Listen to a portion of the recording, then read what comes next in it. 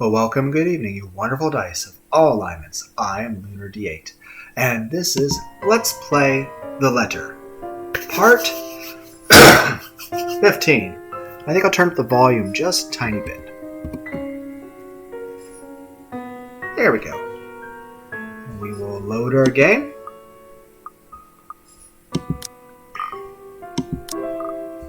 Wait.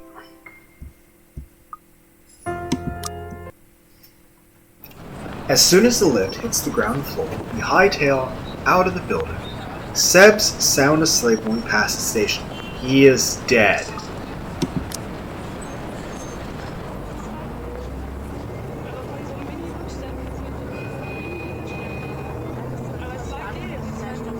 However, in the face of what we've seen, everything I've faced tonight, we really can't care less who will still see us on our way out. The sooner we get away from this place, the farther the better.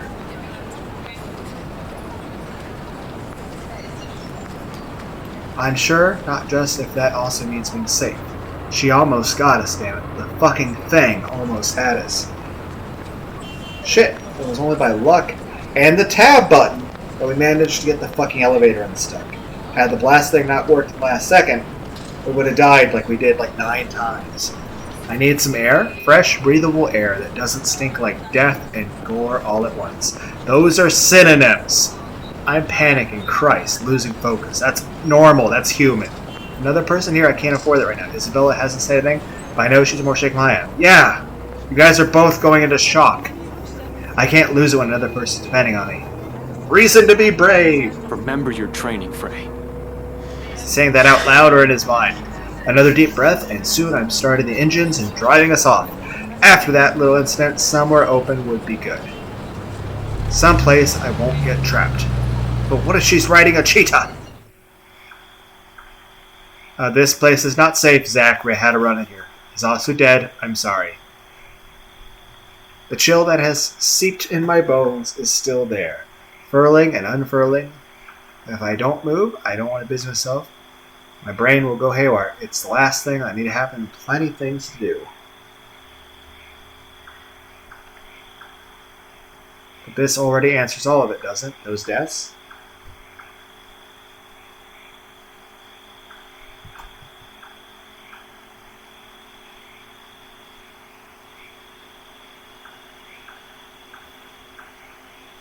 Could it be the one she's shown just of the 5? Maybe even more. That whole past this 5 people business is ridiculous. But at this point, is it still? All in all, we found 21 people who might have read the letter. 7 of them deceased, 8 of the Count Cooper. That's only with what we can find right now. We have no idea how the contractors and specialists hired from outside the company are doing. They're dead. We are any way affected.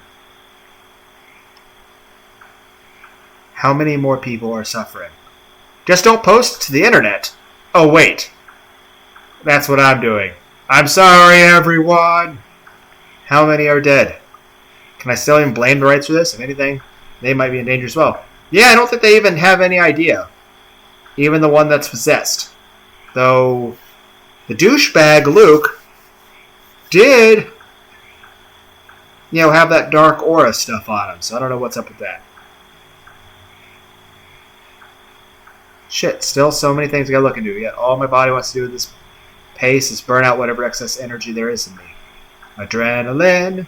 Ashton, I'm getting dizzy. Will you sit down? I pace too, buddy.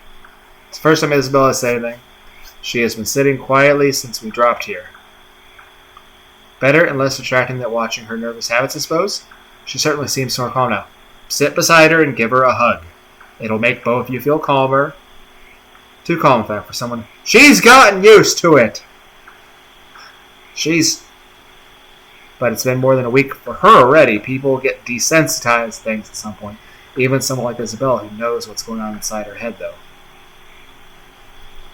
Well, she probably feels more safe because she won. Inside mine, there are too many, and none of them that stood still. I'm not going crazy, am I? I saw that. I'm pretty sure I saw that.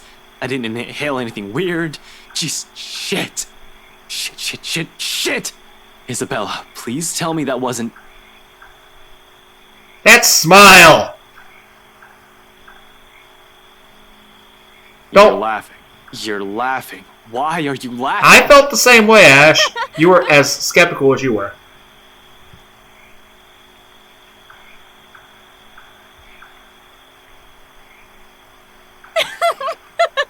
I'm so sorry. It's just that you should have seen the look on your face back there.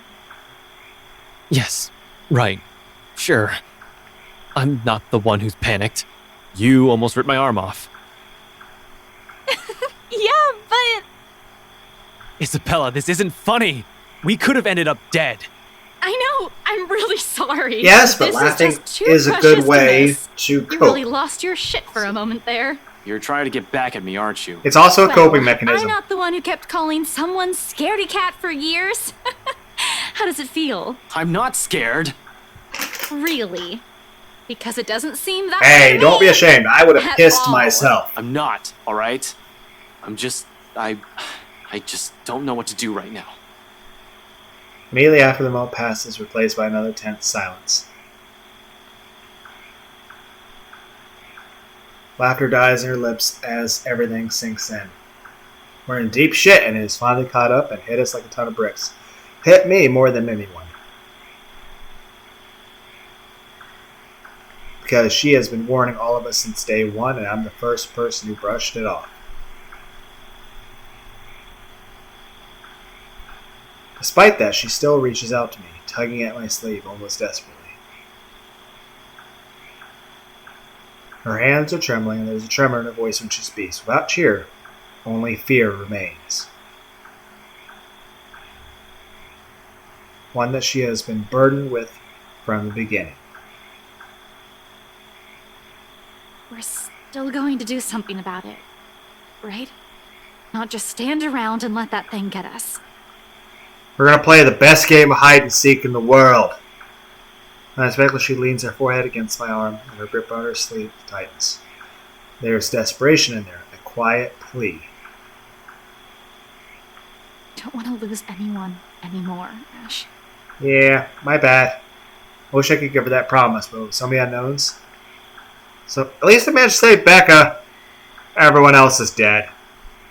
I play Luke later. I'm like, I kind of want to just let him die.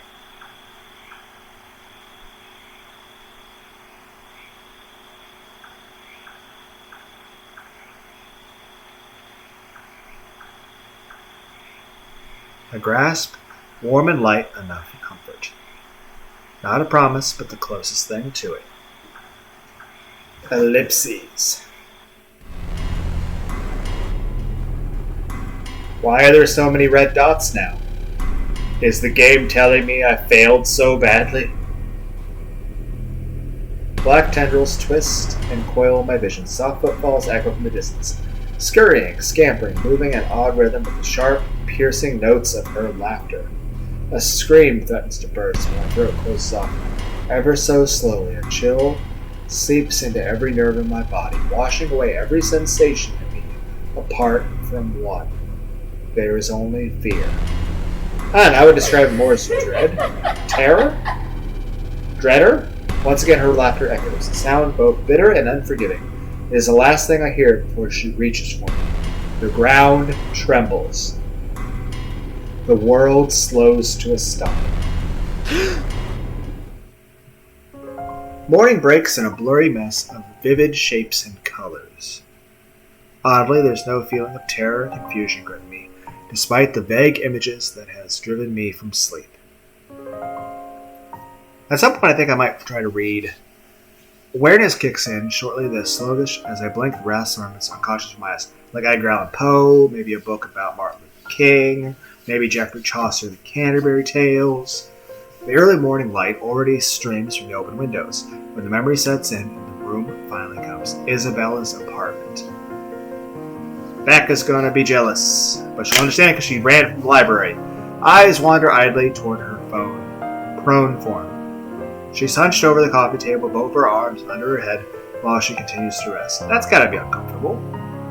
Then to the chaos of papers and folders we've scattered over it, before sleep has claimed both of us. So you guys tried to read the best you could, and then eventually passed out exhaustions.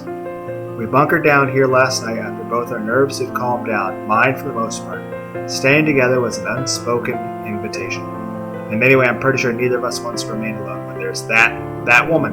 Yeah, there's no ulterior motive there. It's just literally, let's not die.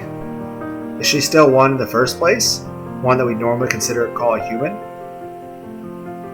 Good question. Can it still feel guilt? Does it understand pain? I'd rather get charged for breaking and entering than mess with whatever that thing was any day. Zach got both. And I'm sorry, Zach. I thought someone's life was in danger. And I thought we were going to save somebody. Probably Marianne. It was not. Though it very well could have been, actually. You know what? That scream probably was Marianne getting murdered. Because it failed to save her. But that was after Zach, so... Still thinking that was just a ghost fucking with him. And I fell for it, hook and sinker. Knowing what lies ahead for Isabella makes it hard for me not to take action. The paper sitting on the edge of the table calls my attention. At this, light against my hand when I reach for it. It has caught my eye the night before, but with the lot we still need to go through, I've simply ignored it. Probably the actual letter? No. The paper a whole new meaning. Right, BRC, not for me, but definitely for her. A scholarship grant, huh? I've only ever heard her talk about this once or twice, completing her degree, that is. She rarely goes into great detail, preferring to keep it to herself. Perhaps the fact that she thinks she's already too old to be chasing it. No, you're never too old. You can still do that. It has been 5 years after all, but I've caught enough snippets of conversation between her and Zach to know that she has never given up on it. Despite how things have panned out with her father, she's one step closer to this part of her life. As silly as this may sound, coming from a friend, you gonna say you love her? I'd like to give her the chance to have this. Whether that means stepping out of my comfort zone and figure out what to deal with this curse I'll do so. I'm pretty sure you're already out of your comfort zone, buddy. If only to see the same smile on her from that time again. These days, the only moment she seems to show it is when she's asleep, like right now, no matter how uncomfortable she appears. A smile of my own forms. Despite this, when I glance at her sleeping form again, she hasn't moved since, her shoulders rising and following in a slow, even rhythm with her breathing. At least she's not dreaming about the ghost lady. You won't think she has any problems this If only morning. that were true. Sighing, I place the paper back where I've got it, carefully so I won't accidentally wrinkle or damage it in some way, and finally push myself off the makeshift bed. Isabella shifts when I carry her up off from the floor and put her on her bed, but doesn't wake. She simply tucks herself comfortably under the covers I pull over her. Briefly, though, she mumbles something to herself and draws in another deep breath. Becca, Ashton's being dumb again. She drifts back to a deeper state of sleep after all, like it's been interrupted by the slightest movement earlier, but the small smile on her lips remains. Once I find myself returning in kind. Who sleeps like a rock now? It's better this way, better to leave her for her dreams for the moment, which I hope are better than the ones I've had. Well, at least she gets some sleep and she'll wake up feeling refreshed. She'll have time to worry about her problems later when she wakes up. For now, this will be another thing I don't want to take away from her. A moment of respite, no matter how fleeting. She deserves it, after everything she has been put through, what I've put her through. In the meantime, I still have 2 other people I need to check with. Isabella will definitely get in a tizzy if I don't check on her. Zach is dead. I'm so sorry. I tried to save him. I'm terrible.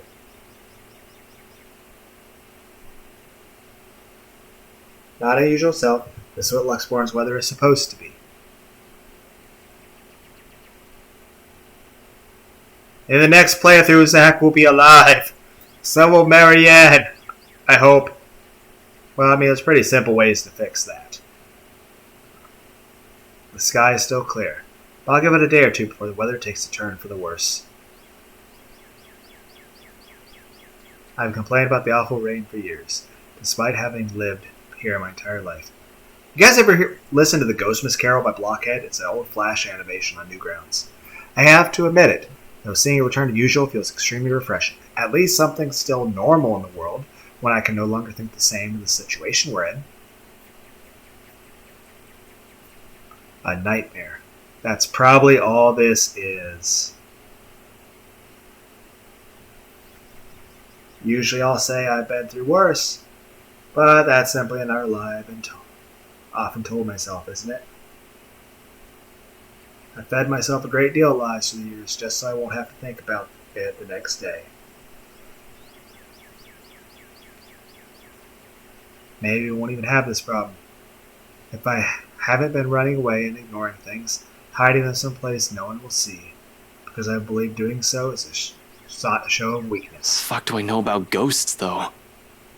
What does Zack know? What does Rebecca know? Z-Man has mentioned dreaming about a woman, whether it was the same one. I've yet to ask. We're not going to get the chance, and Becca at least found some newspaper clipping stuff. Yeah, he knows surprising less. He's kind of dead now. Rebecca at least found... Zack might have found something if I hadn't failed. What can any of us do when any of us lacks the understanding of what's happening? One thing's clear about this, however. That thing is after us because of the letter. Both Rebecca and Zack would see it too. She will go after them as well. Yeah, she wasn't very procrastinating about that. Yet here I am, walking up to Becca's door, one slow step at a time, a stalling tactic to allow myself some time to put the mess in my head in order somehow. How to phrase this when there's a 90% chance she's still pissed about a whole different matter? It's the only reason we didn't check on her last night, aside from the ungodly hour Isabel and I arrived. We're only alarmed by showing up at her home in the middle of the night, acting like babbling lunatics, and her anger can last quite a while. She was probably freaked out herself. She probably would have been happy to see you. But even for her, Becca's fuming still takes hours. I run my hand through my hair and straighten out my jacket before knocking once, twice, and 3 times just to be sure she has heard me, even if she is asleep. She probably would have been happy to see you. She's probably been freaking out the whole night. She's usually awake by now. Hey, Becca, it's She Ash. might not have come Open home up. after the whole library Don't tell me thing. you're still in bed. Seconds tick by. No answer from her, and dread has started to creep up. She's not dead. I managed to at least save her. Everyone else, not so much. Though apparently there was a way for Isabel to die. I'm not sure if there's a way for Hannah to really be dead. But apparently there was a way for the story to continue and Isabel's fully dead. Not just a retry. She'll definitely be livid, but I'd rather face her wrath than a dead body. Yeah, with Zack, and I'm sorry, I Becca, tried. it's Ash. There's something we need to talk about right away. Open up. I know you're... Your girlfriend left early this morning, pretty boy. Who? So if you could do us a bloody favor and shut up, that'd be real fucking polite. The neighbor's other side. Becca's one side, he's probably the... Then Rebecca's other neighbor peeks in through the door. I see nothing but a bundle of blankets. I said they need help from being devoured by the sheets, but it sounds like he'll just fine. He's a huge asshole too, of course, of action. So people like him won't ruin your day. Act like the nicest person on the planet. Has done me wonders when I was a rookie patrolling the streets. No need to match his temper. Oh, did she say where she was going? I don't know. She said something about meeting someone or something, in case Filipina girl over there asks. Well, what am I, her keeper? You know, some people want to sleep in on a bloody Sunday, so keep it down. Just looking forward to this weekend. Thanks, you damn git. Well, there's no need to be an ass about it. I'll get out of your... Huh. Colorful words. Probably thinks I won't hear him inside the four walls of his apartment. Jerk. And at the end of it, a sigh. It'd be kind of funny if the ghost was like right next to him, like, yeah, I know, right? He is a jerk. Like, oh god! She should be safe, in theory. More so if the person she's meeting with is who I am thinking. Nevertheless, I still can't help but worry. It's an easy thing, continuing down increasingly darker lines of thought.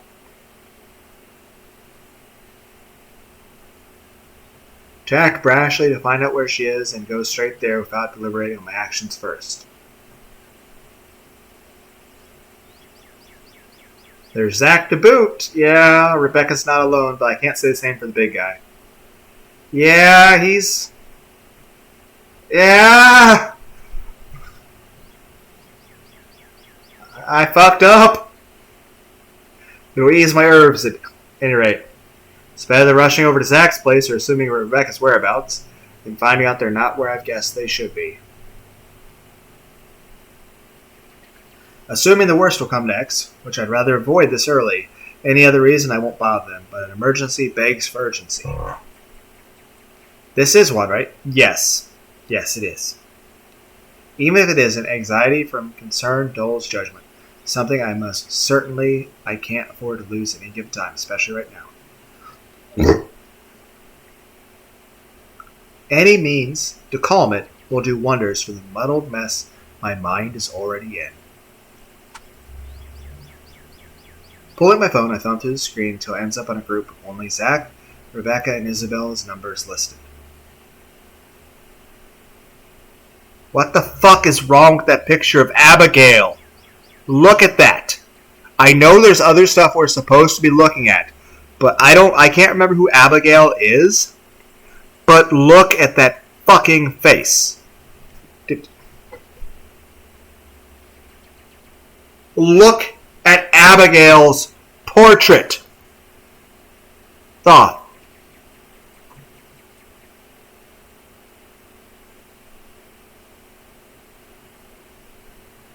Unlike the others, none has Zach's kindness, Rebecca's patience with his sincerity, and Isabella's eyes. One day, these guys are just there. The next I know, being with them eases it. That heavy, somber feeling lingering in the air when you stand alone in your apartment, or something as simple as spending your day off without anyone.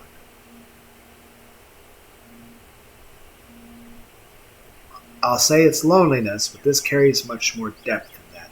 If I can help it, I don't want to lose any of them for some stupid curse. Yeah, I'll save Zach the next time around. A phone call may be the least comforting thing to hear at the moment. Honestly, I prefer being in the same room with them right now. I'll take what I can get. Hi, Becca. She'll get angry at me for worrying her. She isn't some helpless damsel in distress. She'll be happy to hear from you. I'm pretty sure at this point in the story she already saw the crazy ghost person. She isn't the shy little girl I knew when we were children.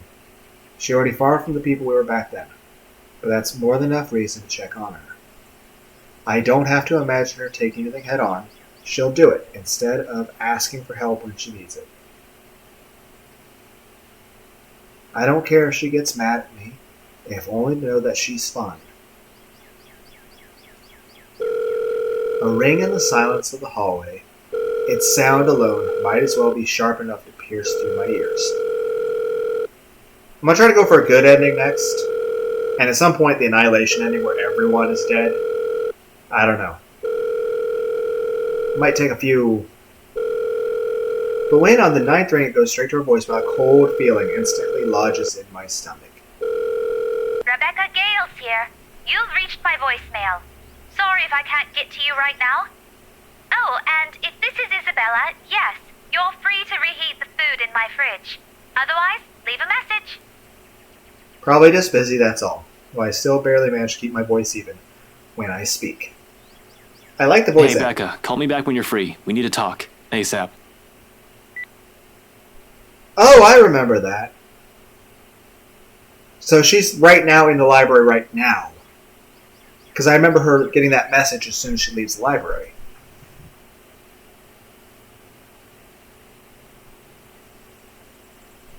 She can handle herself. Becca might have a fiery temper, but she knows.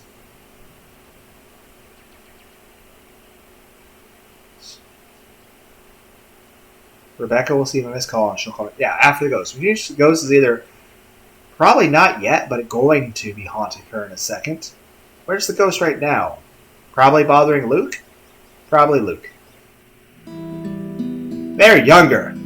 She's my friend for the longest. Anyone else would have been fed up with me and left. The girl stuck by me no matter how big of a jerk I've been. There's Zach and Isabella now too, of course. I'll always be thankful for having them around.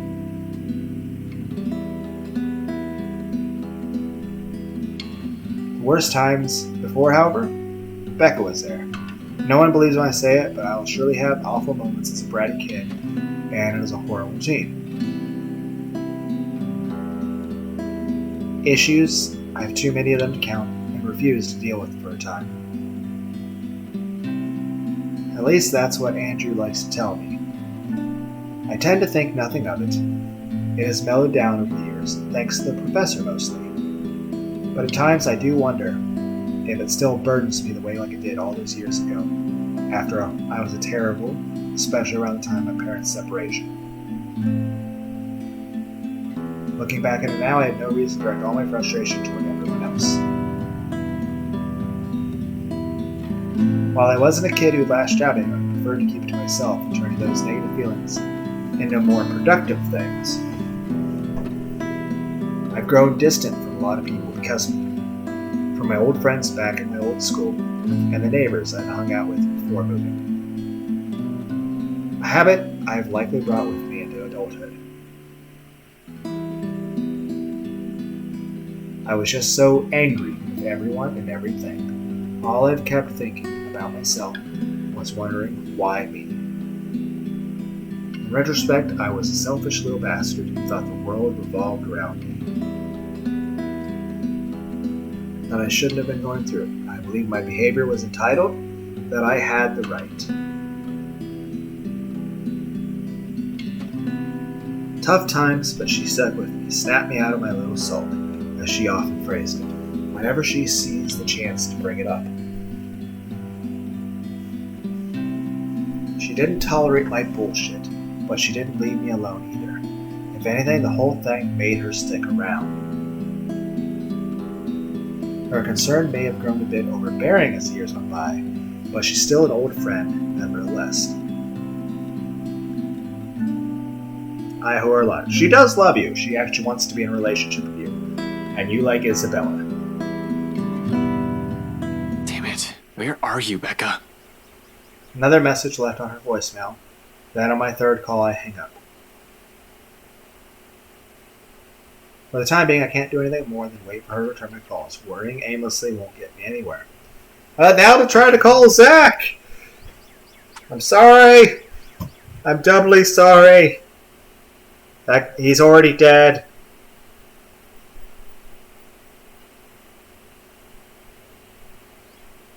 Yeah! His mention of plans yesterday doesn't sit too well. Yeah! Yeah! Sorry, Zach. He might be the next responsible adult after. Yeah. I've still got to check on the big guy. Yeah, he's more so like a lot of big chunks. Make sure he's not. He's not. Oh, no, he's not. I'm sorry. Hey, I failed. In the next universe, he'll be alive. So will Marianne. Yeah, I thought somebody was dying. They were not. And then they were. Yep, it was a very tricky situation.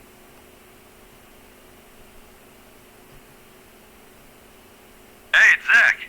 Well, a voicemail anyway. I'll get back to you as soon as I can.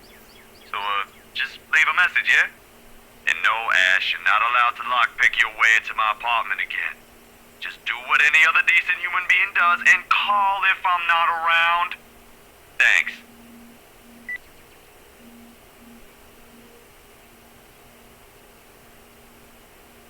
Because police took it. He's dead, and I'm sorry. In the next universe, he'll be alive, I swear.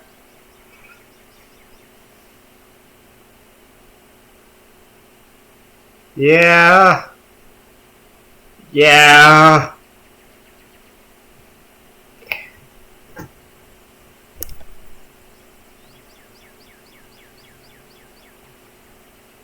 He's dead. More than just his phone is dead.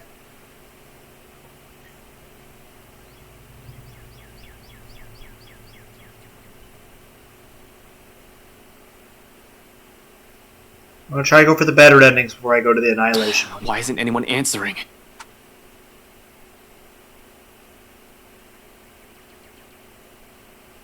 Yeah.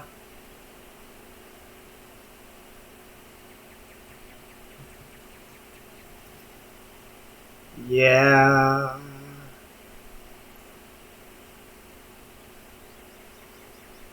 Yeah. Curiosity did kill the cat. That's why usually if there's like a thing going in the middle of a highway, you really need to be careful not to save somebody at first. You need to look both ways. Because here's the thing, the paramedics can't save that person if they're busy treating you for injuries first. Yo, Means Zach, you call me get back, yourself- alright? I wanted to check in and, yeah, just please Like- call me back. Yeah, you gotta be careful.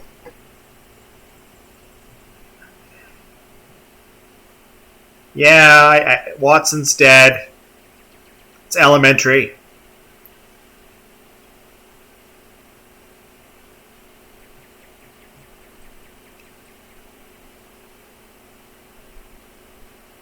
What? That doesn't make sense to me. If anything, he's the one who stayed by me out of pity. I feel confused by this. Why would anyone think that? Because he's a minority? What? I'm pretty sure we're in Britain, right? Oh, people in Britain aren't racist, right? Then again, maybe I'm being a bit naive on that. Wait, remember Mr. Wright saying the Mr. Steele joke? It took me a moment to even realize that was a racist joke. I'm like, wait a second.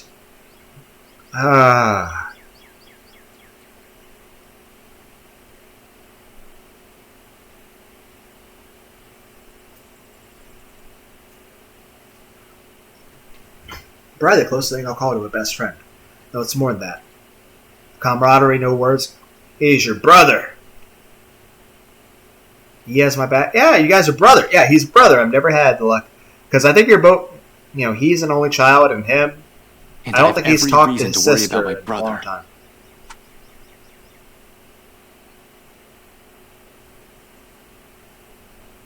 Maybe it was Zach. It's not. Yeah. Yeah. In another universe, Zach will live.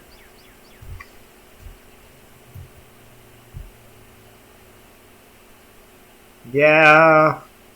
I feel bad for your lack of living, Zach. But I'm sure if there was a picture of Marianne next to you, I would feel bad about that too.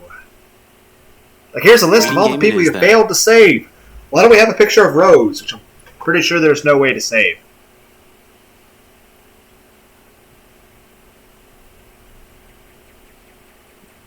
In another universe, Zach will be alive. I feel bad that he's dead.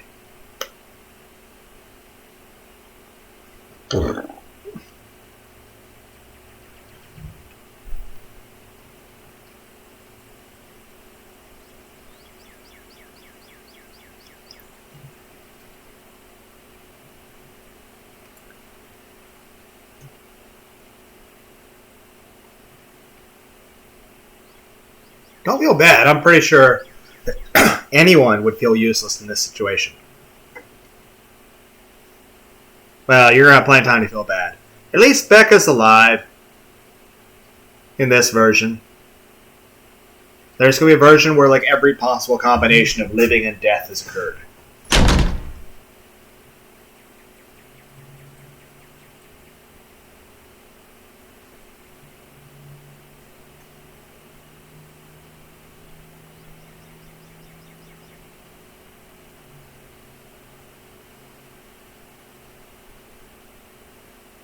Yep, definitely. Ash, did you really have to shut it like that?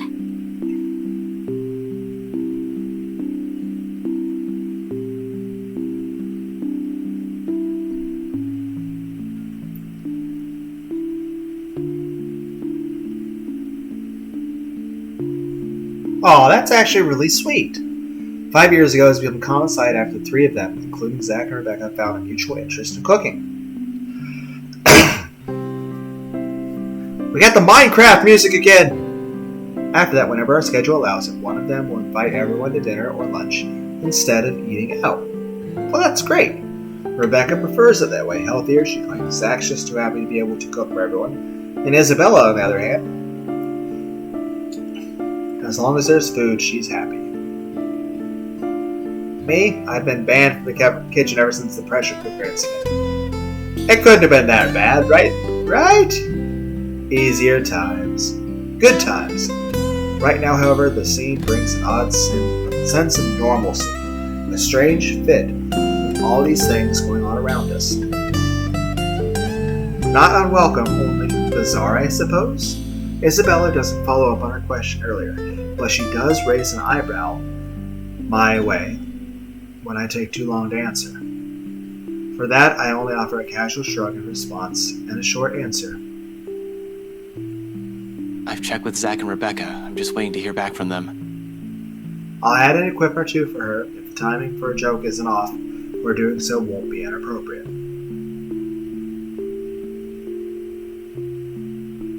I don't want to alarm her either. There's no reason to. Yet. Yeah.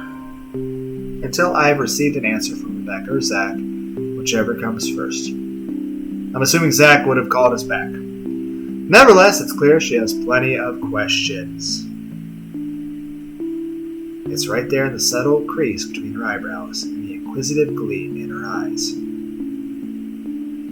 Curious as she is, though, she decides against voicing all her questions out. Instead, she shifts her attention back to the stove and gestures vaguely with her hand in the couch's direction. Well, if we're going to wait for them, don't stand around there. It's getting distracting. You're just cooking. How am I distracting? I don't know. Something might explode again, maybe. Zach's kitchen ban for you is also in effect here, you know. Now shoo, go. Stop hovering. We'll ruin the food. We'll be done here soon. She leaves no room for argument by swatting the ladle at me, and just like that, I'm kicked out of the kitchen. Left with nothing else to do, I drift back to our tiny living space and slump down on the couch. Closing my eyes, I allow the noise from the television to guide my thoughts. The ones I've been keeping at bay, freeing them from the cage I build around them so I won't have to think, there's gotta be a news thing about Zach. They're gonna mention Zach on the news. Trickle by my conscience, each more frightening and unnerving. Yeah! Please. So many things going on. So many things happening. The papers we got in BRC don't provide any comfort either. Seriously, is there even a point to those after Damn. Oh.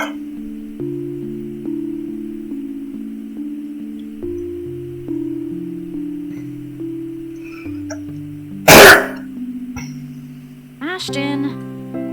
Damn it. I haven't felt this kind of bone-weary exhaustion in years. I don't want to think what might happen next in case I miss something. Shit.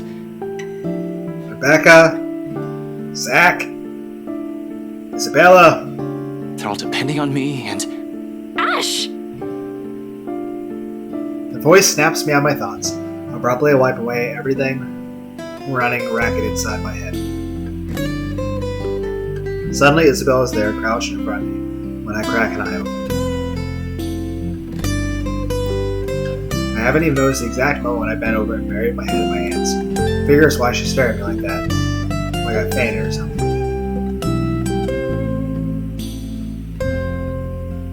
The crease on her eyebrows grows deeper at my lack of response. Although she's merely staring at me without saying a word, her expression says everything. So much for trying not to alarm her with bad news. sorry, I just spaced out for a moment. Don't mind me. For a brief moment, she seems to accept that. Quietly, she shifts, stands up, and takes the empty space right beside me. All done, without a single comment. Then the next thing I know, she's gently pushing a bowl in my hands. I wonder what she cooked. Maybe scrambled eggs? Rice? The scent reached me first, before I've got a chance to take in what she has just handed me. A faint, sweet smell of cocoa wafts from the dish. So is it... What is that? Calming company despite the multitude of things bothering me. It certainly smells like the kind of food you need to redo. What is it, Cocoa Krispies with milk? What are we looking at? She was cooking something. Though from the get-go, it doesn't look as appetizing. What is it? Cocoa Krispies and whipped cream? Yeah, what is this? Porridge? Why would you put chocolate in it? And milk drizzled on top? What? She tells me my tastes are weird, and yet here she is, handing me something equally as strange. In fact, she has already started digging in hers. I'm just not sure what the taste will be equally as appealing. I'm assuming she's cooked it before. Baffled, I glance her way. She offers no immediate answer, simply continues eating as if she hasn't done so in a week, with her focus solely on the television. She's not watching, however, just listening as background noise. The voices from it seems too cheerful, a welcome distraction, if anything. It's only after she has finished off half her bowl does she acknowledge the question in my eyes. With a sigh, she cradles the dish on her lap, looks down on it. Briefly, her lips part, then closes, a hesitation, though I don't push her. There's a distant air on her, as if she has remembered something that warrants a poignant thought. When she speaks at last, it is in a tone too careful, like she's still weighing her words, considering the proper phrasing for it. Yet sincerity underlies each syllable once they're out in the open. You should eat. Back at home, Mama would never let us leave the house if we hadn't eaten breakfast yet. Even Papa has got an earful when he tried. So eat. You'll need it. She returns to her food afterwards, while I can only stare at the one she has proffered, not even warm against my hands, tempting me to take a bite. Not that I don't appreciate this, but what good will this do? Zach and Rebecca's both out there. Who knows what the ghost will show. You need energy to run, buddy. Even in our dreams, we're not safe. But that's it, isn't it? We don't know when, and at present we have a chance at respite. Maybe the only one we'll have. Yeah, you don't have a heart attack. Even if it's as mundane as sharing food between us, quietly, just seating side by side like this, without exchanging any words. The intent hangs unspoken in the air, something that probably goes as far back as the second she offered the food. Still, in the end, Isabella never pushes it. Rather, she lets her own silence convey her hope.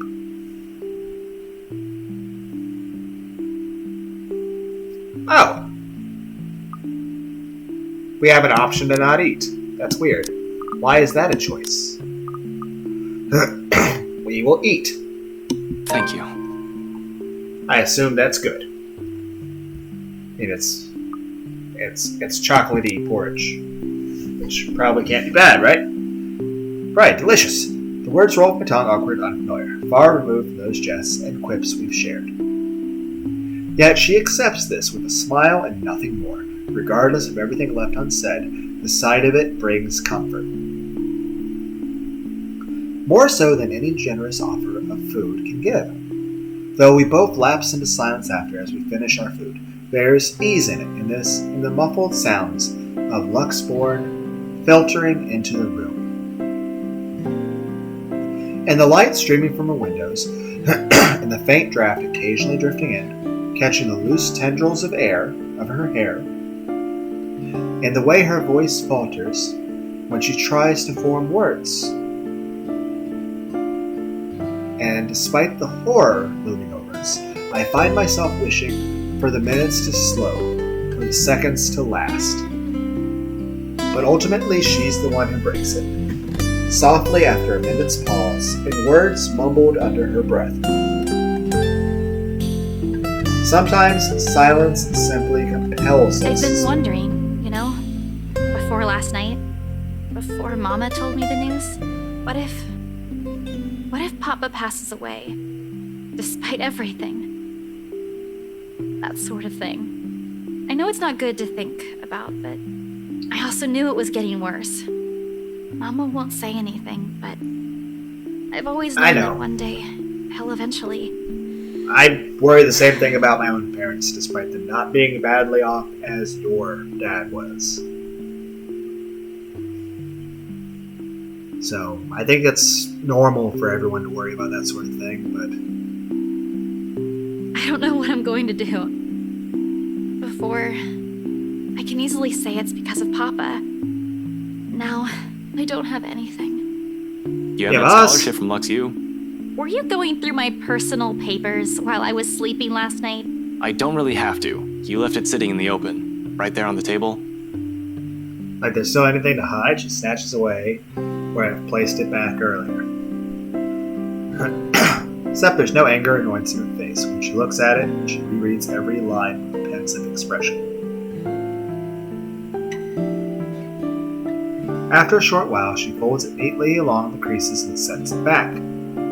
Yeah, but we first need to I not don't even know die. if this will work out. Well, It'll it work does, out if we don't die to the ghost. Planning with Zach. Do I even have to ask where you got that?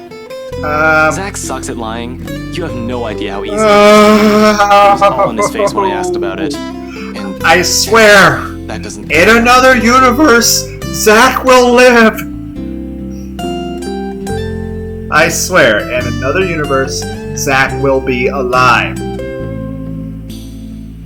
Yeah.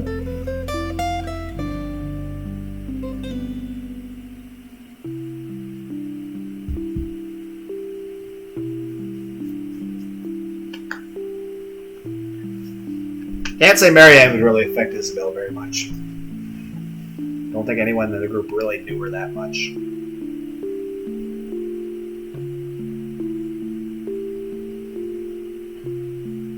Mine most of all.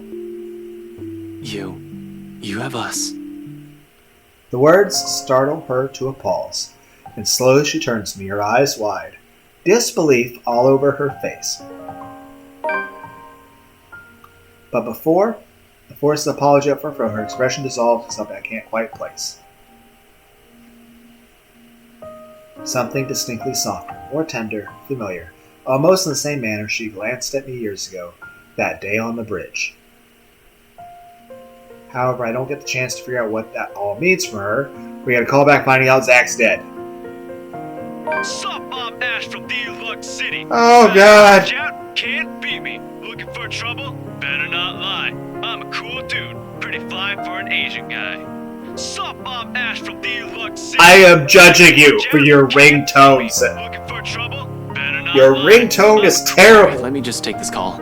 It's probably Zach or Rebecca. It's either Rebecca freaking out, or it's Zach. It's probably a police officer.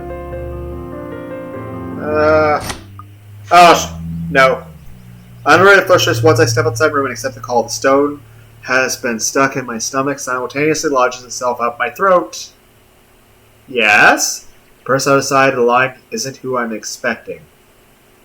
Hello? Right, Eli's right, right? It's Officer Oh God! You know, you bring me donuts to keep an eye out for you and shit. Oh, Yeah? Yeah, right. Renz, what's up? That smile's You've, about to go away. Never called me through this line before. Is this something urgent? I'm so sorry. Kinda. Something came up this morning. You know the big guy? Your, buddy? Yeah? Big guy. Runs Yeah, the- he's my best friend. Zach? He's my brother. Yeah, I know what's coming, so I You're definitely him, don't. Zachary Steele, I think. Yeah? About him. He's been detained and... And?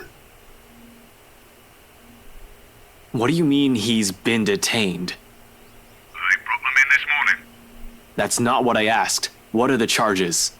I don't know. Not my division. I'm not really supposed to be on the phone right now. Oh, is he but still alive? I don't know.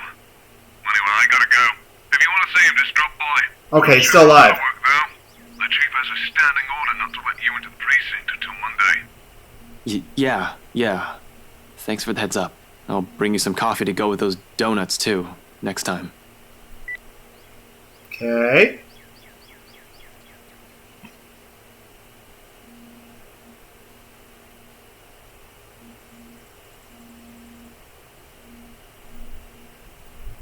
Was that Zach? Is he gonna drop by? I have no idea how to look right now, but it must be far from anything pleasant.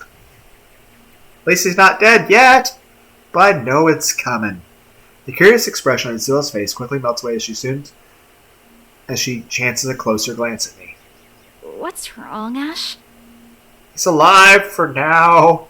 Left no other choice, I tell her exactly what Officer Ritz said, and the more I spill, the more grim her countenance becomes. Stay here. I'll go check on him. See what I can do. No, I'll go with you. Belle, I'm not going in there for a casual visit. Zach's in trouble and...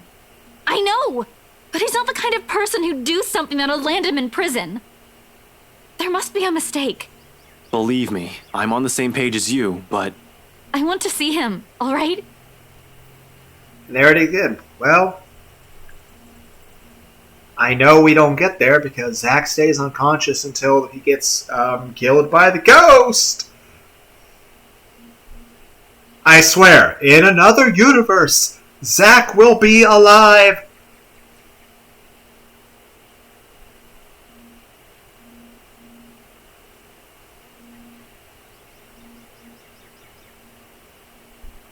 Yeah.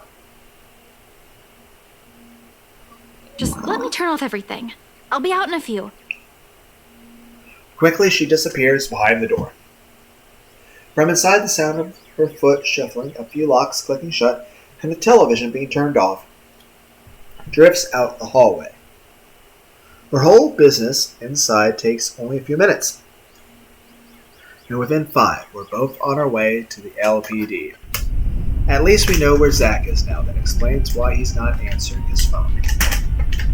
But what the hell did you do, Zach? He said he had a plan that might help, but if it got him enough trouble to get himself in the cell, I don't think I liked the plan of his. And hell yeah, I'm mad. I'm absolutely furious. Just as Isabel said, I doubt Zach would get himself arrested because of an actual crime.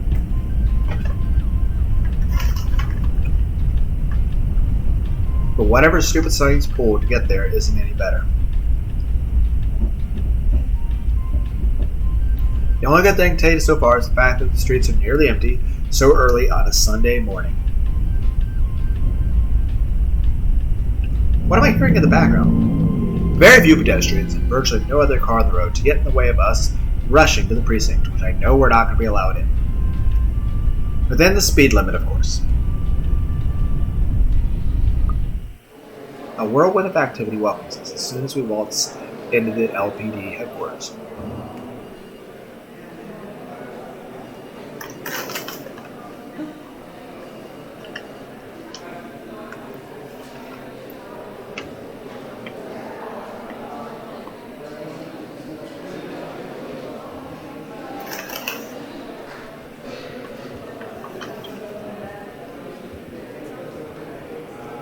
Some of the other officers who work with me look up to the desk and wave, though none of them moves to stop us like I'm expecting. Standing order, my ass. Probably didn't last the whole day. So I'd like to have a chat with them sooner or later about official matters. I'm not here for them right now. Of course, it never hurts to see what they have for me. The best person to ask for that details music is the guy behind the booking window. You said you're going to bring him coffee next time.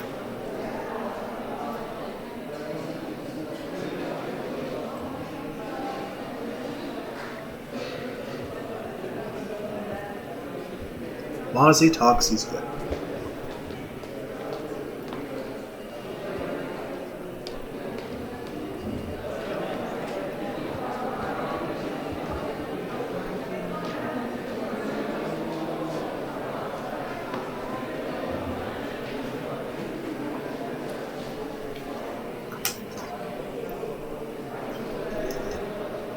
Well, that could definitely be a problem.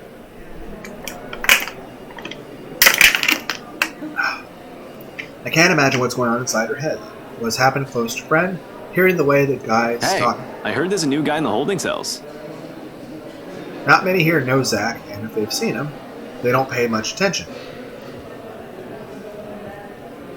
I try to keep my work and personal life as far from each other as possibly can. Not a bad idea. Each one of them is quick to chat and gossip. We talk to the new detainee and has everyone's attention. News flies fast, huh? They just brought him in this morning. Any info on him? Got his ass handed by some rich bloke's bodyguard. Or butler, whatever. When we got to the scene, he's already been strung up and ready for pickup. Hard to imagine how a guy like him could have been taken down, but the butler has this creepy air to him. I'd rather not ask. Feel sorry for the bloke, he could have fought back. That's because Zach wouldn't hurt a fly. All said under her breath, but her grip on the bag grows rigid. Unlike me, she's not frustrated at Zach.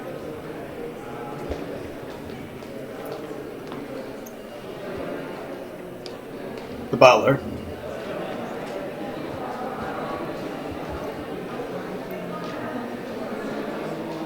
I mean, he was trying to save somebody's life.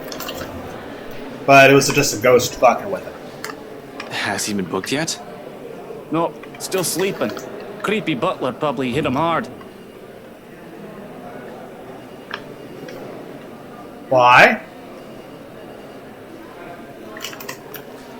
Oh!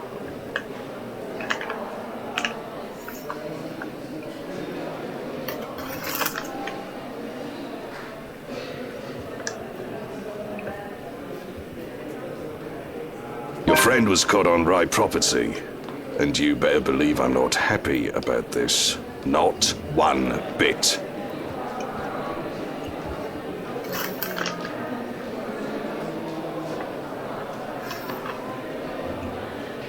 He was trying to save somebody.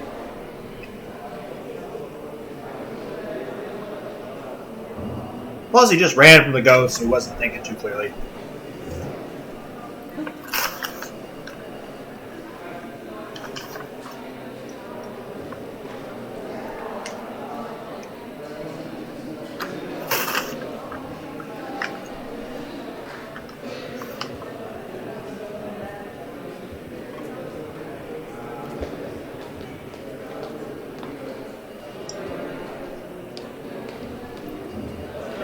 I swear, Frey, if you're behind this, if you told Steele to stop the riots because you were taken off the case, I'm not stupid enough to ignore chain of command and go against official orders.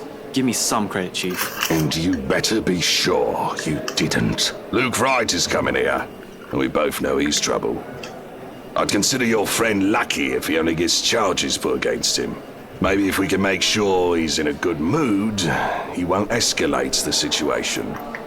Hell, maybe we'll have a bloody miracle and Steele only gets a slap on the wrist, but Lord knows it's unlikely with that man. You know him well, Chief.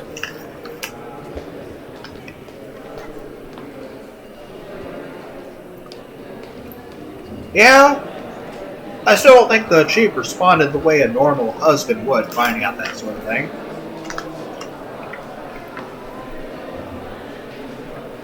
Like, he doesn't seem to care about that at all.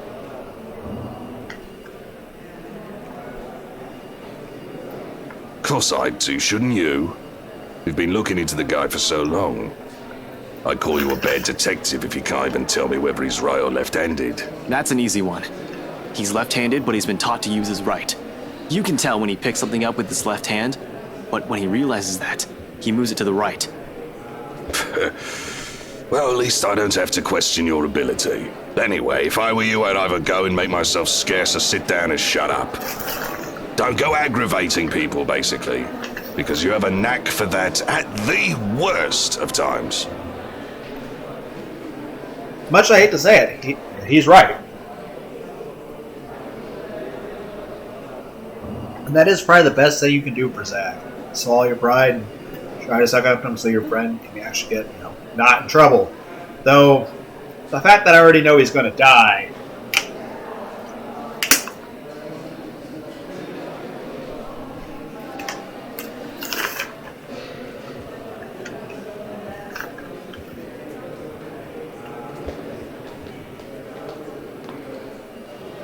But it's not like he damaged anything, so restitution would be nothing.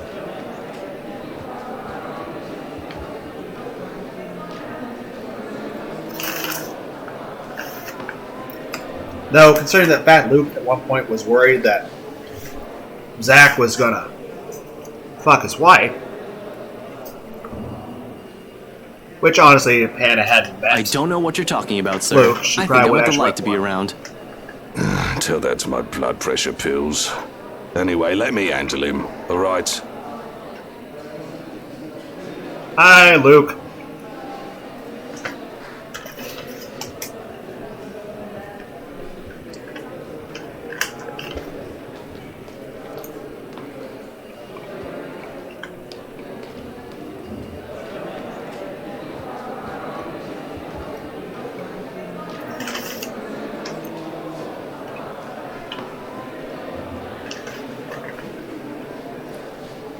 Well, maybe Isabella could, tell him, could you please?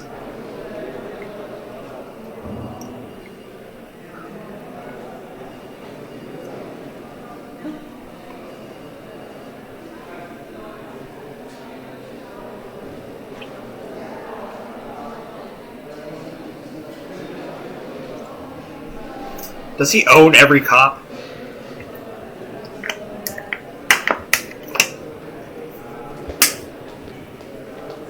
Nope, the police aren't supposed to be able to be bought. I'm here to report a crime. Of course, why else would you be here? You're either reporting something or being put behind bars, you imbecile. I'm going to... Are you saying this, or whispering it, thinking it?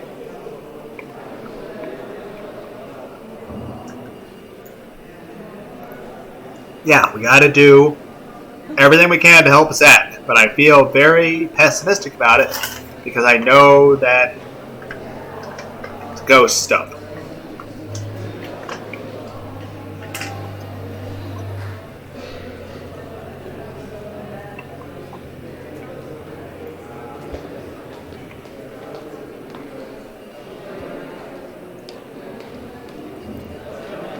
I'll be happy to assist you with that, Mr. Wright. You'll have to issue your statements as victim and witness. We'll have to determine probable cause and properly file a criminal complaint. Of course, you understand. Oh, I understand, though I don't see why you can't file that thing yourself. The cause is obvious, isn't it? He was breaking into my home in order to pilfer my belongings. Well, we'll still need that police report. The prosecutor will be the one to determine what charges you can legally file against the accused. Reports and prosecutors, why should we law-abiding citizens suffer through all that? Thugs like him should be kept off the streets. I mean, it's so obvious who these people are. You can practically spot them. I hope you're not. He's not saying what I think he's saying. I hope. You come here to our country, take advantage of our wealth and generosity, while we proper Brits work hard and pay our taxes. All the while they break our laws and ruin our civilized community. Trash like these should be kept contained. These uneducated... Now, Mr. Wright. I know you're upset about what happened, but perhaps we should move to my office. We gotta stay calm, Ash. The sooner we can deal with the petty. Yes, his name is a scumbag now. Thank you. Yeah, being born a certain way doesn't make you better than other people. I swear they should just ship these peasants back to where they came from. They're all criminals. It can't be helped. It's in their genes. Does anyone like Luke? At all?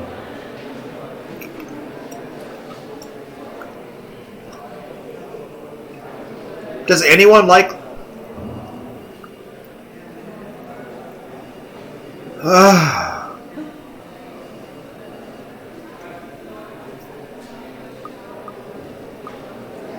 Save.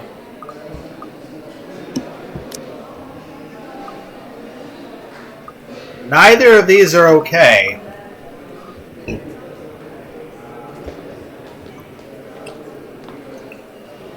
But let's try to do the better thing, so at least he doesn't blame himself and Zack gets eaten by the ghost later. Even though where is the stay quiet and don't, you know, ruin whatever chance of Zack getting released. They're all criminals? It's in their genes? That's more so a fear face. I mean, your face is a little purple. What color should represent anger? Purple's usually used for fear. Come here and say that to my face, you bastard! Ash, don't. Hey, our options were that or tackle him.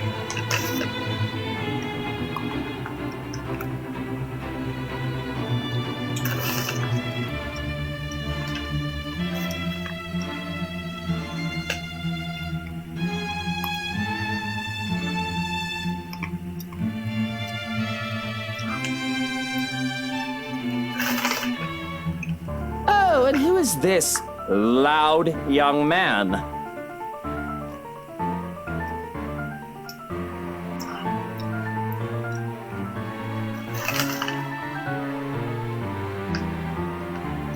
So what's his thought going to be about Isabella? I do recognize little Lily over there, though. Hello, long time no see. Is Pipsqueak your friend? Yes, sir. I'm sorry. He didn't... Don't apologize to him! He doesn't deserve it. I can't believe you're all just listening to his shit! You have to calm down, Ash. Frey, stand down! I'm so sorry, Mr. Wright. Luke, you have to excuse him. He's under a lot of stress. Just got removed from a case, and the man is an acquaintance, you see. True, but you have to think of your friend, who is in a jail cell, who is going to be eaten by a ghost later. And Isabel, yeah, we called her Lily. Maybe she could at least convince him, hey, take it easy on her friend. And, you know, she could vouch for him. The thief is a friend of a cop? Now that is the start of a joke if I've ever heard one. A thief and a cop walk into a bar. He's not a thief! Yeah, I would still yell And that. yet we found him trespassing on my property. There are eyewitnesses, and his grubby prints are probably all over my pristine walls as he was breaking in. Face the facts, little policeman. You've made the wrong sorts of friends. He's not a criminal!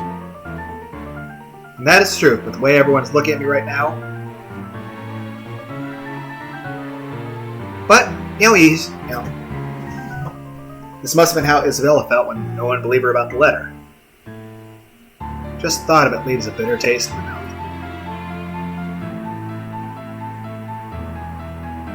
And here she is, caught in the middle of this fight I've started. Hey, at least we didn't tackle him, get thrown to cell, and also be eaten by the ghost. Isabella, tell him! You know Zack. He's not the kind of person to do this shit! Ash, we both know that. But yelling at him won't help Zack at all. Please. Calm yourself, Frey! Unless you want me to throw you in a cell myself. I understand you're upset that your friend is locked up, but the law is the law. And don't you worry, I won't be pressing charges against you. I don't know what charge, but I'm sure I can think of something if I need to. You're Do a put a dick. watch on your boyfriend, Lily. He might hurt himself. Being that angry can't be that good for his health. Yes! At least, because I'm pretty sure if we did tackle him, we would then get a scene of us watching Zack be murdered. And then be eaten by the ghost ourselves. Which we also will do at some point. But I would like to have the good ending next. But I know I'm on the way to the one mostly good ending. Where some people are dead.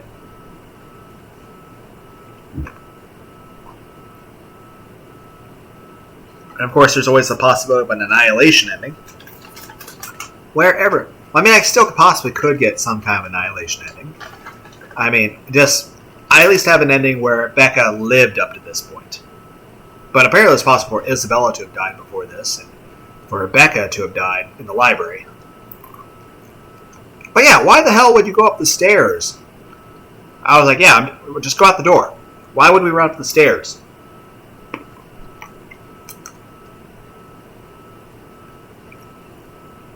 Now, with Zack, I was like, well, we need to save somebody's life.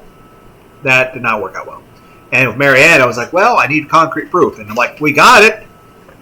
As we're locked inside a thing to die.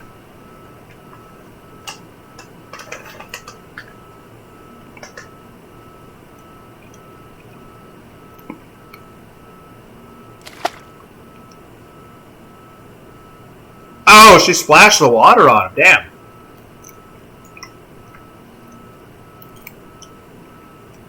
She probably looks pissed.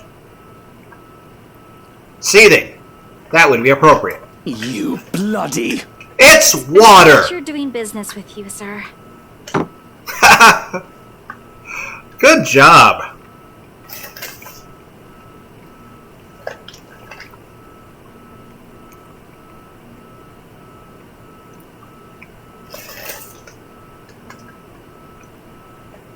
In the face of her temper, nobody dares move.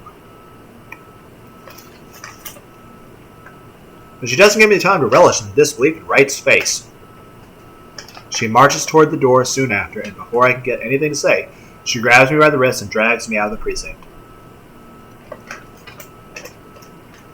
Honestly, I've never seen something so satisfying in my life.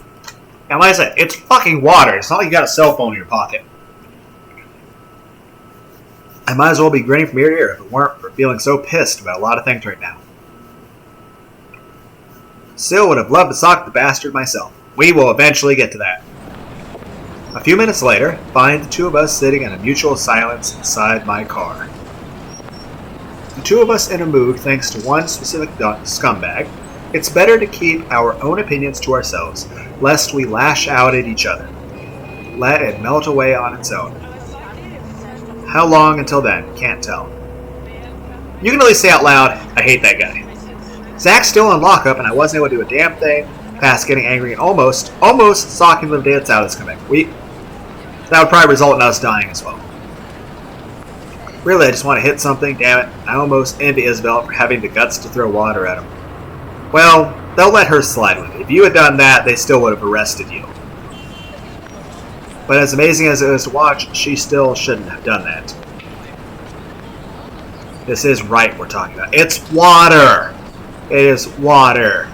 No matter how much he hits on any woman he sees on the street, the moment you piss him off, you better watch your back. It was water!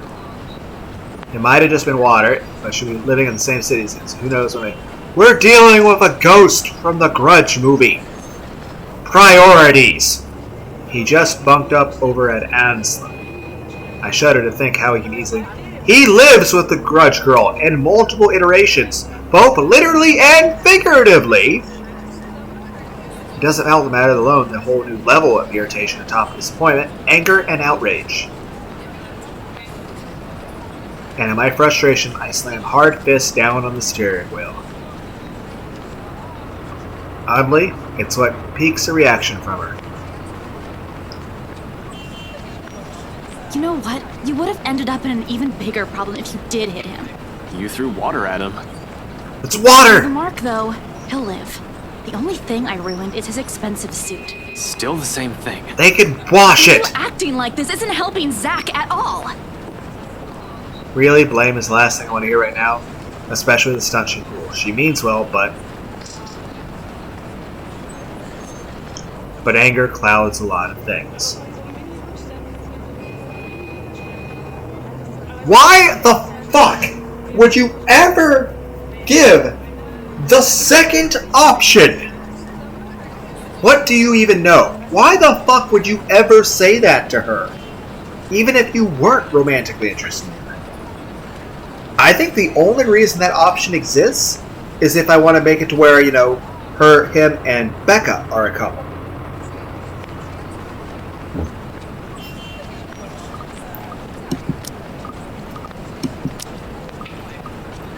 I know, damn it! I think we're still good on her, though. Oh, we're like almost max. Rebecca, not so much. Zach? Yeah. Yeah.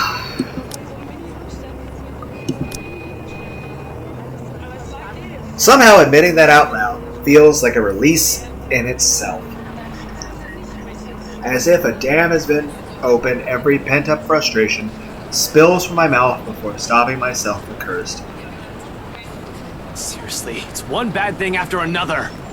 First I get kicked off my own case, now Zach's in jail, and still no word from Rebecca. To top it all off, there's a ghost, a damn ghost of all bloody things, going after us. Everything's such a clusterfuck. Ow! She pinch you? Ha! Forehead flick.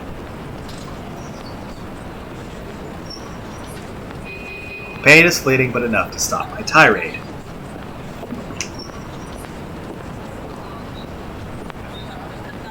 She completely amused when I glance at her. Appears completely unamused. There's no trace of anger in her eyes, though. Even lacks the sharpness Rebecca has when scolding someone. Hers are softer, but doesn't fail to nail the disappointed bothered look. All at once, regret replaces annoyance. You don't have to act so pissy all the time, you know? Well, she's right about that, at least. Not everything's gonna go your way. That's something you'll have to live with. That's just how it is. Easy to say, but the moment everything goes south. Well, that's why we're here, right? It doesn't always have to be just you. Yeah, You'll you're miss still a lot gonna of die. things in life, the good things, if you keep thinking like that. If my mama were here, you'd get a scolding. She throws a quick smile my way, then turns her attention back to the window. Her gesture leaves no room for an argument. From some introspection, plenty. The whole thing did serve to help clear my head, and just like that, somehow everything doesn't look too bleak anymore. Isabella has always had that effect on people. Gratitude and apology almost formed in my lips, and we gotta call Becca because she's left. Yes! Because we made the correct decision and not get her killed. Better not lie. I'm a cool dude. Pretty fly for an Asian guy. You're alive! We would have got the call from Zach earlier. If he weren't dead. It's Becca. Well, he's alive. Tell her to meet us at Salem Well as soon as she can. Excuse me. Without another word, I slip out and answer the phone call. However, the tone she assumes isn't the one I'm hoping to hear. She's probably fucking terrified. She just got done riding away. Ashton, are you there? Ragged, a bit out of breath, there's a tinge of urgency in it. Listening to her from my side, line she makes just run a marathon prior to this call. She did. She actually Becca, did. where? I got your message.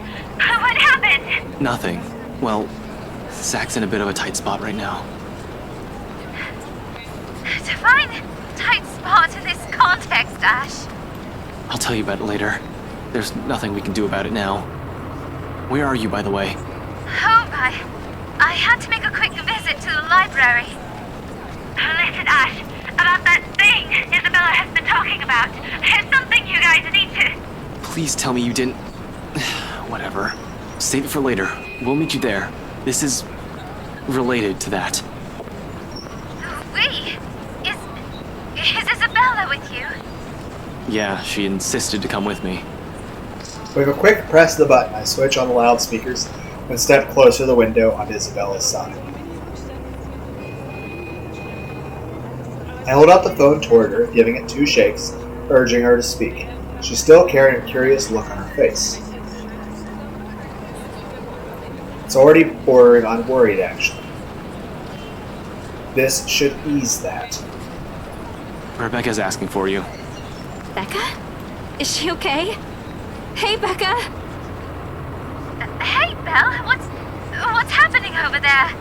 Is there something I should be worried about? Becca, it's Zach! He's... We'll tell you once we get there. It's not something we should discuss over the phone.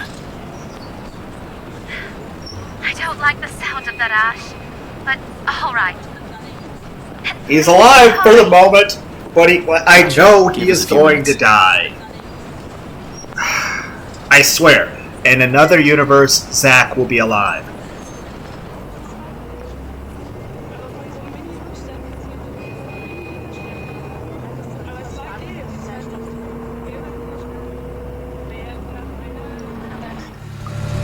The drive back to Salem only takes a matter of minutes.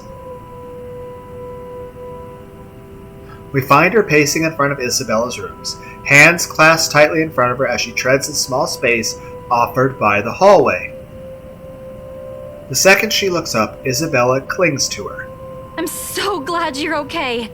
Ashton checked on you this morning, but... He did? I'm sorry, I was in a hurry. I didn't have time to drop by and let you know. It doesn't matter. What's important is you're here. Not burnt to a crisp or brutally murdered somewhere. I'm sorry, Zach. Yeah, I know he's not gonna be alive soon. Although she seems a bit shaken, Zach will be stirred. I'm sorry. At least now I can relax, ease the pressure off my shoulders, if only by some. There's still the problem with Zach. But the minute Isabel pulls away from her, she winces. A small reaction. The younger woman doesn't even have to catch it. It sets a precedence for a careful observation nevertheless. A closer look at her reveals a much more disheveled than usual hair and a bit of a mess, probably flattened in a hurry. The back of her dress also shows stains of dirt in places it rarely gets to. She's also leaning more on her left arm. She's right-handed. Perhaps the most telling sign is the slight limp she has, noticeable only when Isabella leads us into her apartment.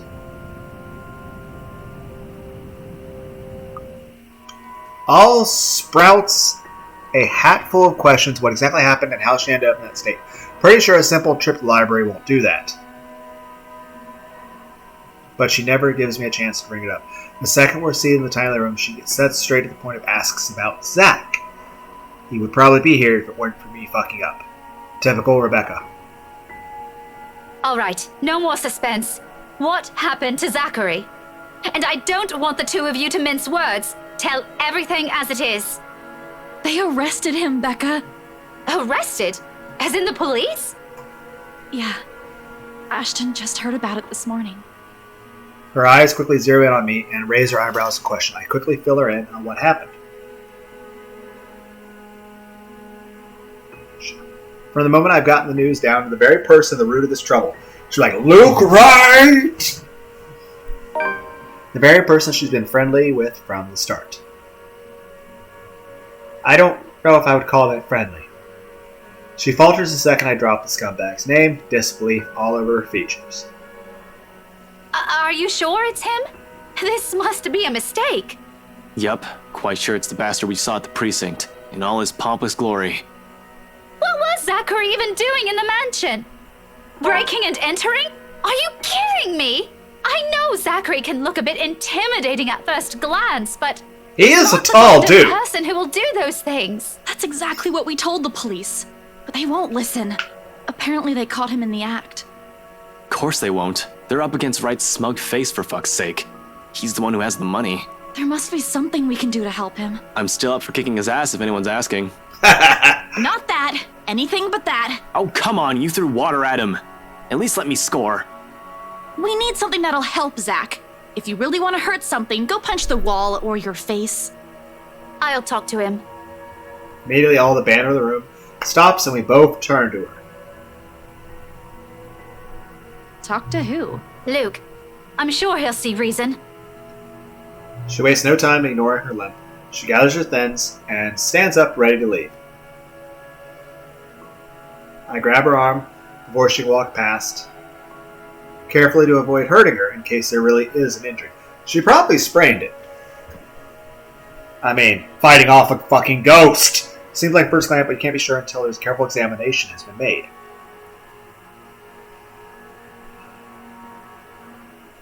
I suspect some bruising at least, although minor internal fractures aren't out of the equation. Well, I guess fractions wasn't that far off with the word equation coming up, but the possible injury is the least of my problems right now. Not when she's likely planning to march into Emergard Mansion just to talk to the guy. Yeah, that's gonna be like a book to his nuts.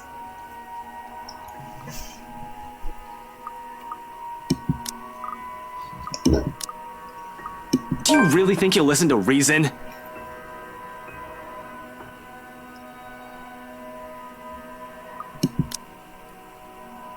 Not sure if that was good or... negative. So that was bad? Weird.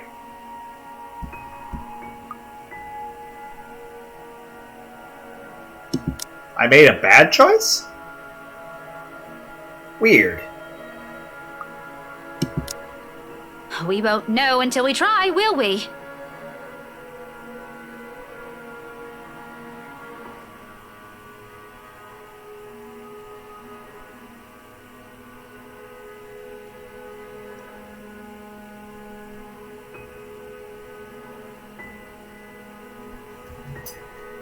Becca, believe me, he's not the kind of person who will. The only thing he'll listen to is the sound of his own voice. I've spoken to the guy, Ash. He can be difficult, but he's not as unreasonable as you think.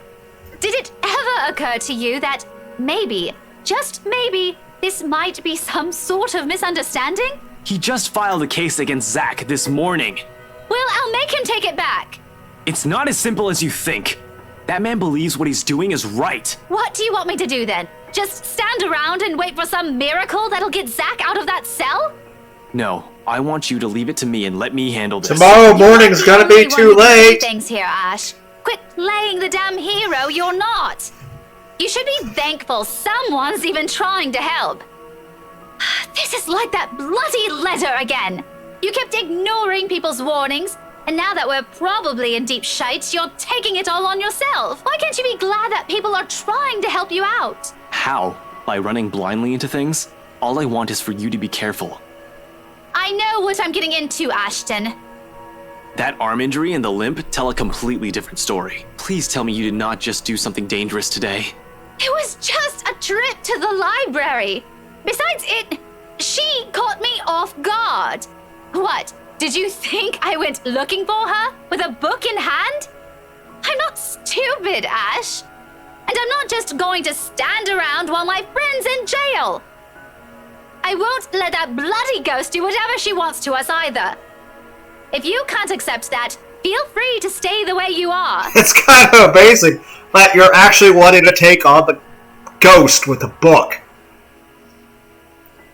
You're lucky no one has died yet. Oh! You're the one who kept brushing all of this. Marianne's in a dungeon! In fact, you're the one who... And Zach's unconscious with a concussion, about to be eaten by a ghost. Because it happened right at nighttime and the sun is setting. Everyone's good. The people in this room are alive.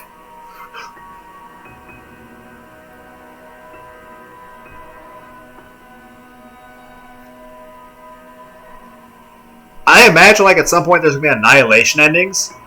But I also imagine there'll be eventually an ending where, you know, there's one person left alive. And like, you didn't? Back at the movie house, you were agreeing with me. Becca, Ash, that's enough!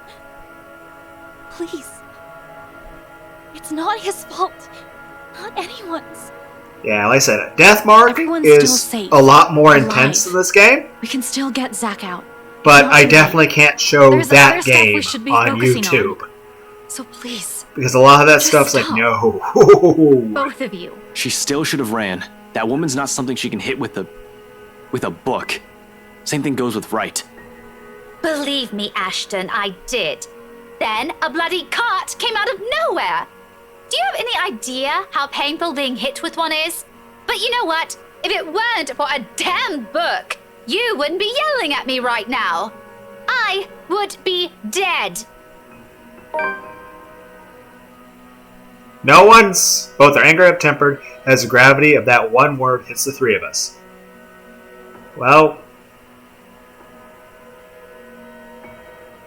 another close call, another wouldn't. Another one we narrowly avoided. Zack and Marianne not so much. We're bound to break at one point. No normal human being with sane mind can last like this. It's a miracle Isabella hasn't cracked yet.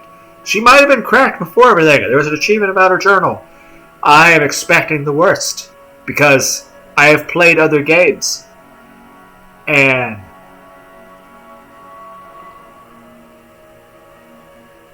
I'll go get a cold compress for that arm. You guys take a seat first. Ashton and I, we have a lot of things to talk about. But no more fighting, okay? If one of you starts another round of it, I'm going to drag the two of you out. By your ears. that marks the end of it. At least for the time being. And as soon as Isabella returns and hands Rebecca the cold compress she promised, we get straight down to business. Surprisingly easy considering the rigid air in the room. Although there is some tense fumbling for words at first, the whole conversation gains steam once we found last night's at BRC has been put on the table. All at once, everything we brushed off, carelessly ignored, and rudely dismissed have been laid out for close scrutiny. Our own encounters with the woman, Rebecca's close brushes with death every time she appears, the dread, the fear, the terror she brings out even in the bravest of us. Everything. Because no matter how bleak this all seems, there must still be a way out of this. Maybe if Zack were alive. There has to be. Logic be damned. Or at least that's what Isabella and I would like to believe.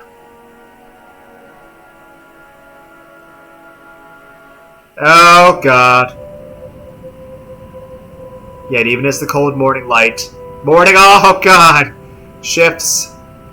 Guys? Guys, you see that? And every mention. Oh God, look at the picture. What the fuck is wrong with some of these pictures? Guys? Okay, first off, look at the portrait of all the friends. I don't know if it's just the way the angle is taken, but if you look at this,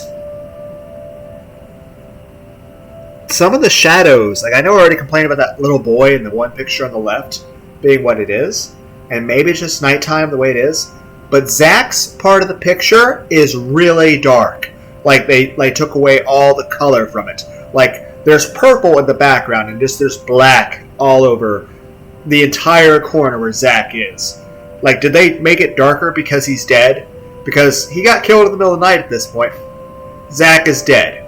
I wonder if that actually indicates how stuff is between everyone. Like, maybe the darkness on the Isabella and Becca picture indicates their friendship's not going the smoothest. But here's the thing, I wonder if people are darkened out in this picture if they're dead. Well, Ash would... Ah, right. Ash...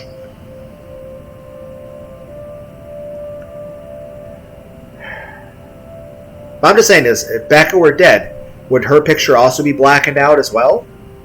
Like, is that like an Easter egg within the game, letting you know who is dead? Yep. Yeah, I swear though, I really do. And for some reason, like every visual novel, especially like Kemco or the people that did Raging Loop or Zonky Zero, they love that sheep that you see on that sheep stuffed animal. They for some reason like sheep is yeah. But yeah, I wonder if that portrait changes based on who's alive and who's dead.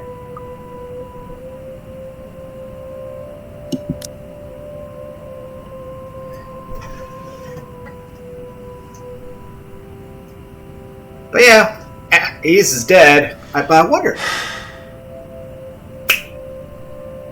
is that portrait an Easter egg? I wonder if it changes based on who's alive and who's dead. In the next we aren't go getting through, anywhere at this rate. where he's going to be alive. There must be something in this we aren't seeing yet. But is that an Easter egg? Ash, please. Zach Is wouldn't that- want us to give up on this. Is that picture frame an Easter egg?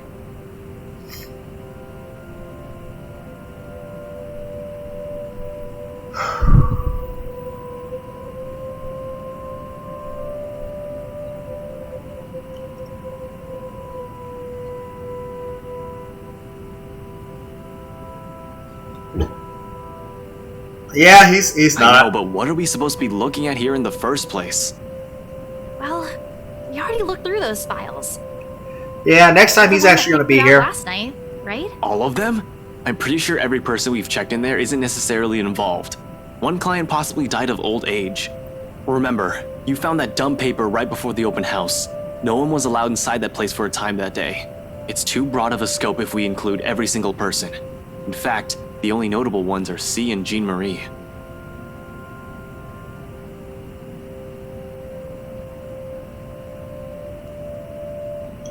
True.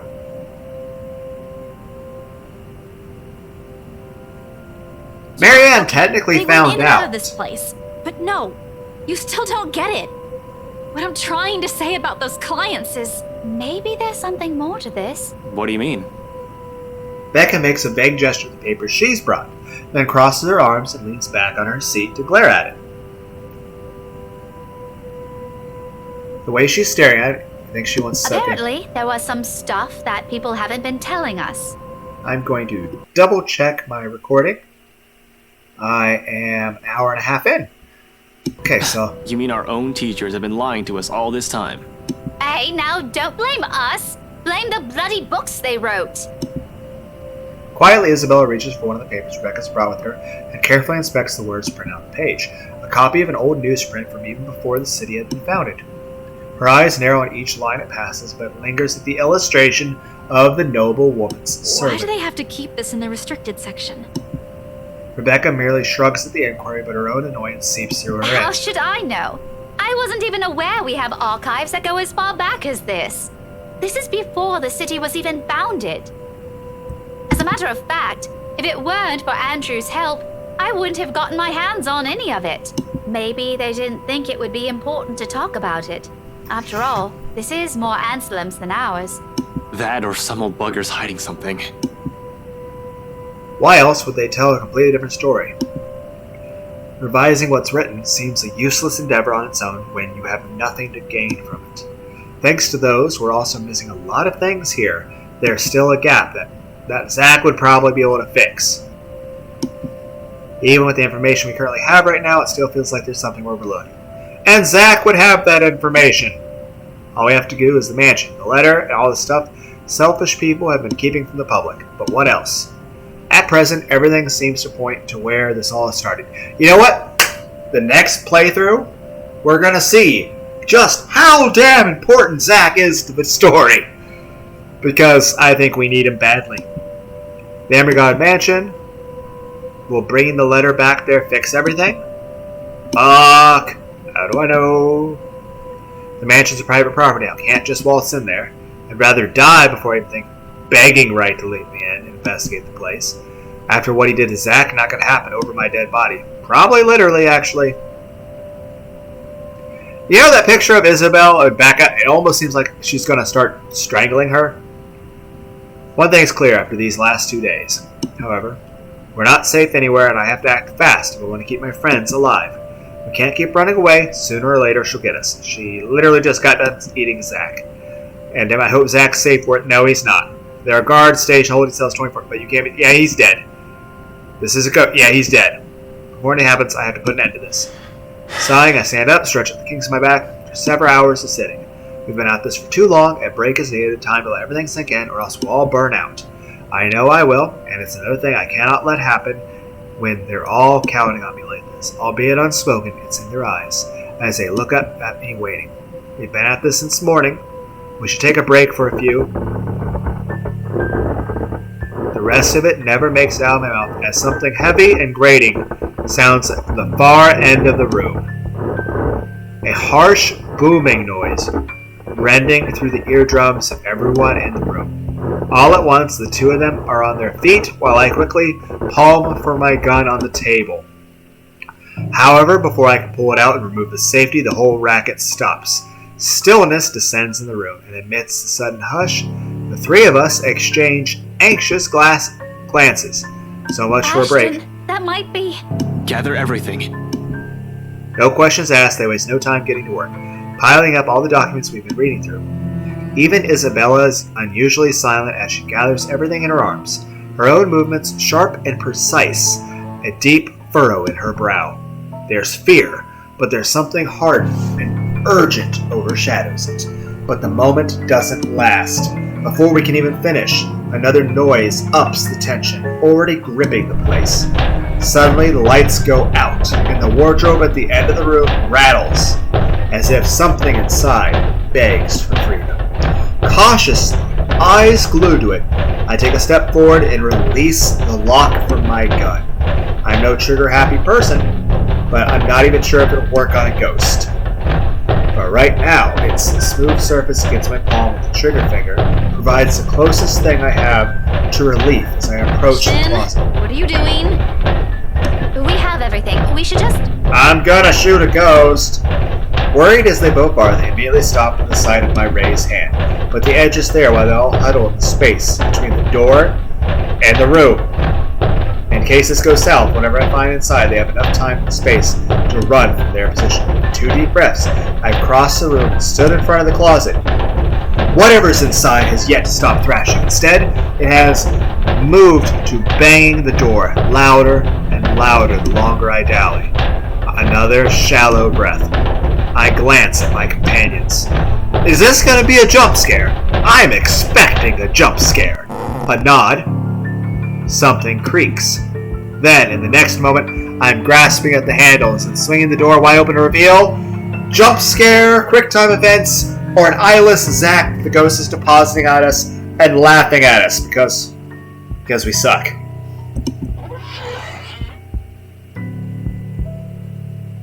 It's the blue balls of terror! I feel like this is calm before the storm. Like, oh, we can let our guard down. And then she's gonna come out and fucking jump scare us.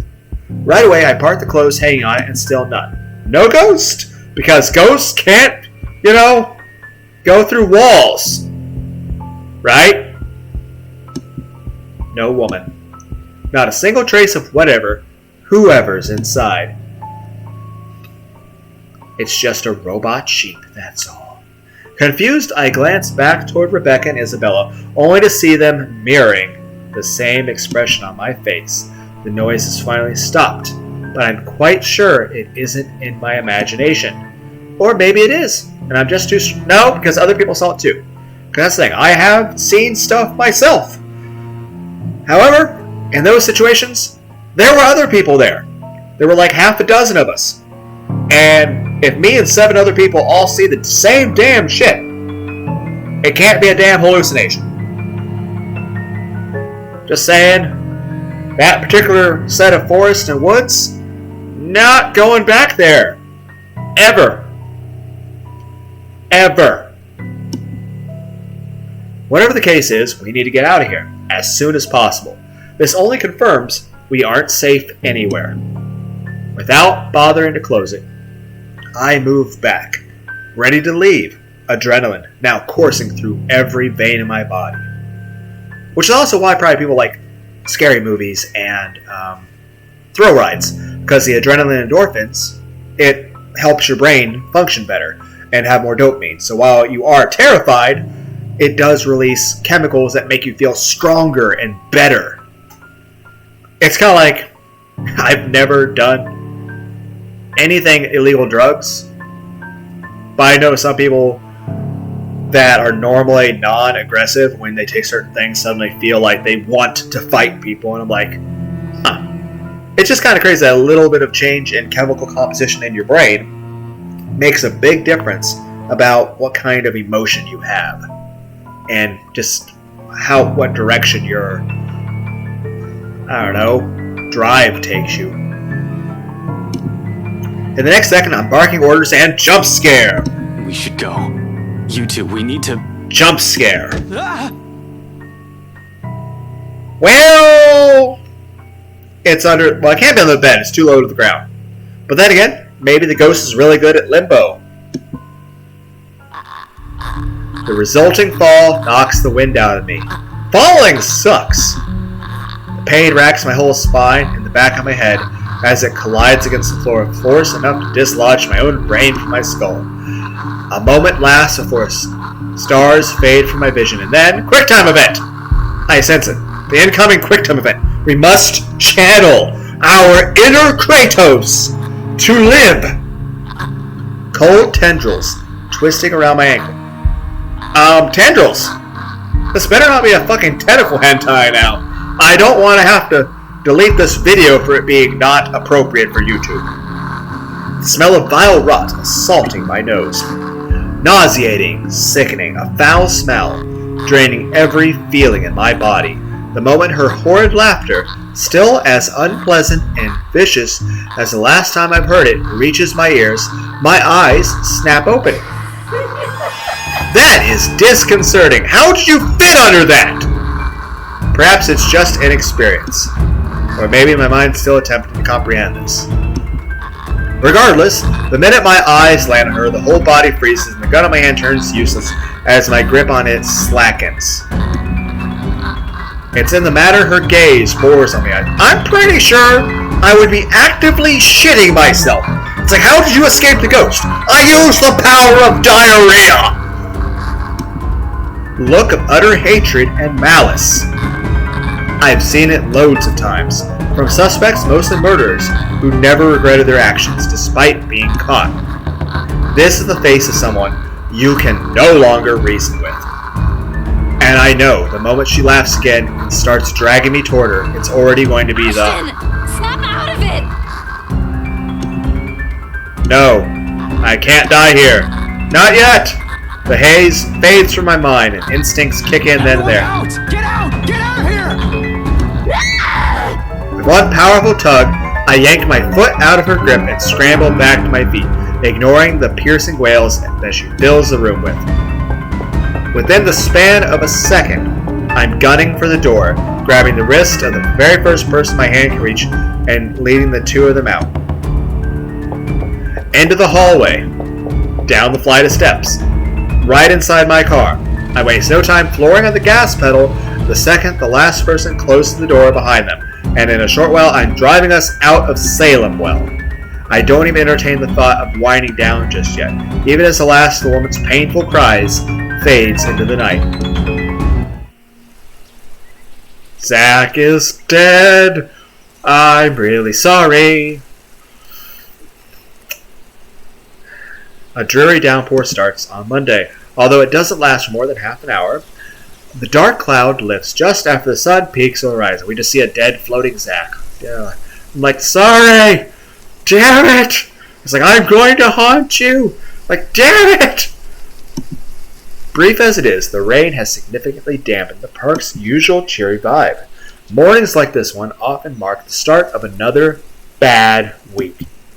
An arrest gone wrong, another investigation leading to a dead end, or some truly fucked up shit being called in. Like the one time I was dispatched to a scene where a guy gouged his own eyeball out and almost ate it. What kind of fucking drugs was he on? I'm assuming bath salts, or Flocka, or Scopolamine, or meth. or ketamine, or crocodile. Was a few chews away from swallowing it. In fact, lost. Yeah, there's no saving that. Fun times. Of course, I doubt anything can top getting cursed by a damn chain letter. I hope nothing tops it. Like, remember the good old times when we were all being chased by the girl from The Grudge? Like, what the fuck's gotten worse? Like, oh, there's Godzilla. I'm like, damn it! Godzilla's chain letter. This is the sort of stupid thing people pass along as a prank through emails. And text messages, for fuck's sakes. A ghost chasing after you puts the icing on the cake. So far, all we've done is run. Snoop about, read stuff, and run again. It frustrates me to no end that we're still no closer to an answer. Even my car reflects the state my mind is in. Photocopies of documents litter every available surface, scattered all over the place, spilling from the passenger side and into the back seat, making an entire mess of what little space there is. Not that I'm any better. My last shower was 24 hours ago. I haven't slept at all. My last meal was that chocolate porridge thing Isabella offered. The way I am now, I'll definitely get a scolding. Rebecca will definitely give me an earful and tell me to take care of myself better. Say that I'm killing myself on the job. We are running from a ghost. What, are we going to jump in the fucking, fountain and take a bath in public? I can already hear Isabella complaining how the dark bags under my eyes are getting. I'm pretty sure we all look terrible. Group shower. I can rest easy when this is all over. It's not that I can't feel that pang of hunger. Eat the pigeons! With that woman chasing after you, it's difficult not to feel anything other than horror. I don't blame you.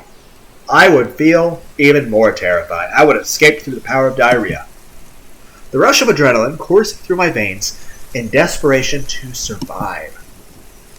In fact, I can still sense the ghost of her touch from last night. Someone's gonna put their hand on your shoulder. You're gonna jump. Her bony digits wound tightly around my ankle, and that horrid smile she has on her as she pulls me closer. The memory is enough to send a shiver up my spine and make me antsy. Perhaps the only thing that's comforting about this is the sight of my gun nearby. From my dashboard, sunlight glints off Ophelia's surface. Stop naming all of your shit! Your car's name is Shirley! Makes me think of that airplane movie. Don't call me Shirley! Like, Shirley you don't mean. Don't call me Shirley! My name's not Shirley! Normally I keep it hidden in a compartment. Luxembourg police regulations only allow authorized people to carry firearms, and even those are limited. I do have the authorization, but I never really saw the need for its use, when the standard issue tasers are more than good enough to incapacitate anyone.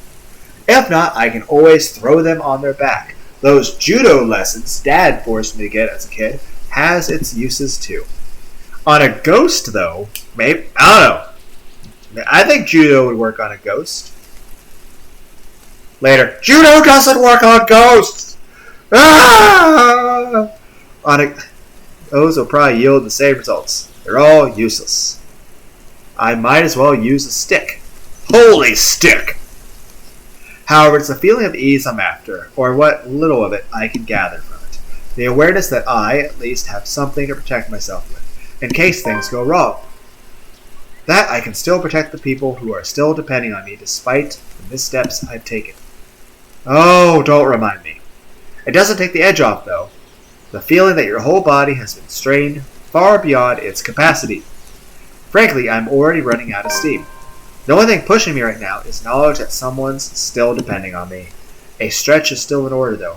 I have been sitting here since last night. Soon I step out from my car, closing it behind me with a thud as I take in my surroundings. The rain did wonders. The morning air feels crisper and cooler than it's ever been in days. For once, the weather seems to be taking a turn for normal. Luxembourg normal. In the distance, beyond the buildings, lining the horizon, dark clouds are Storm blowing. might be due this evening, give or take. A shame for the people looking forward to Halloween night. I'm just not sure whether this is something I look forward to as well. Still, I bask in the change it brings. Inhale, exhale, breathing in, taking in the peace as if it will be my last. But as with all good things, the quiet shortly comes to an end. Not necessarily a bad end, at least for 3 more seconds till we find out Zack is dead. The chatter reaches my ears first, halting my movements. Sure enough, when I glance up, I find them, Rebecca and Isabella, just as they've entered the park grounds, bag of convenience store food in hand. After last night's flight from Salem, we elected to stay the night here, unsure if our own homes will be safe. They will not. Normally we'd be adverse to the idea of spending the night outside like this, but panic and distress has tainted that decision. It's not like any of us has gotten an ounce of sleep anyway. On the off chance one of us did, it lasted only a second, or it's a fitful one. But looking at them right now, from afar, it's easy to mistake them for just a group of friends on a day out. Isabella's gesturing wildly with her arms as she talks. Something funny or amusing probably, because it's soon followed by Rebecca's giggles. Their voice fills the atmosphere with light air, temporarily easing off the disheartening mood. It's easy to pretend we're not knee-deep in life-and-death situations the way they're acting now. Easy to forget one of us is being framed for a crime he likely didn't commit and has also been eaten by a ghost. If anything, it's only their appearance that betrays that mask. Slightly disheveled, bags under their eyes, an exhausted curve in their shoulders, and dragging footsteps. But the closer they get, the more obvious these signs are to the naked eye. Rebecca passes an energy drink my way the moment the distance allows it. Isabella hands me the other bag she's holding, before seating herself on the edge of the fountain, and then falls backwards into it. Is that like rice and pork chops? What? Energy sheep.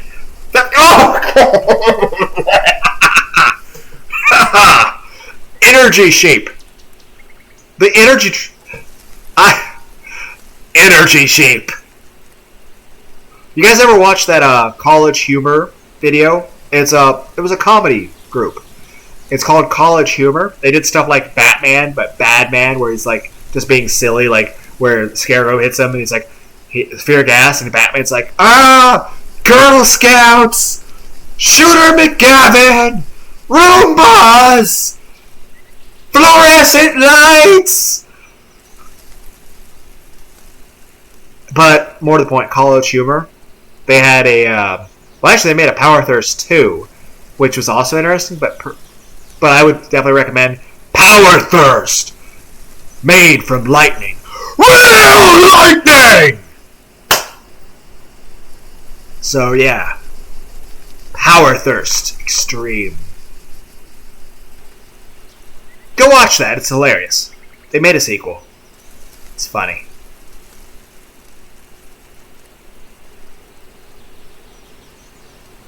So, energy shaped the drink. 8.3 fluid ounces. The scent of warm food immediately wafts from the bag. When I open it, carried further by a passing breeze. Whatever sweet sauce they drizzled on the pork wannabe, it smells heavenly. I was right! It is pork! I don't know what wannabe is, though. It wants to be pork. What? Who here likes Spam? It's okay, I cook it sometimes. It's interesting. Hell, even the sorry-looking vegetables seem appeasing. Despite myself, without even checking exactly what it is, hunger swiftly takes over every rational thought. I dig in without waiting for them to start. Both of them appear to be of the same mind too. Soon enough, they also start with theirs. No casual talk while we fill our empty stomachs. Exhausted as we all are, food is something we can't forego. Starvation dulls the thinking, weakens the mind. Could you imagine? Oh! If we refused the chocolate porridge, would we have been too weak to fight off the ghost and be dead? Would we have died if we hadn't ate the porridge? Or if we had... Probably if we had tackled Luke, we'd be dead. If we are to survive this, we're going to have to take care of ourselves first. It's one thing Zack will likely would remind me if he was here. He will be in another life. But right now he's in a ghost. Actually, when you last saw her, she was probably still digesting Zack. I'm sorry, Zack. In a matter of minutes, we're done and dumping the empty cartons on a nearby waste bin. Along with it is the shift in the mood. Back to dismal. Back to the problem at hand.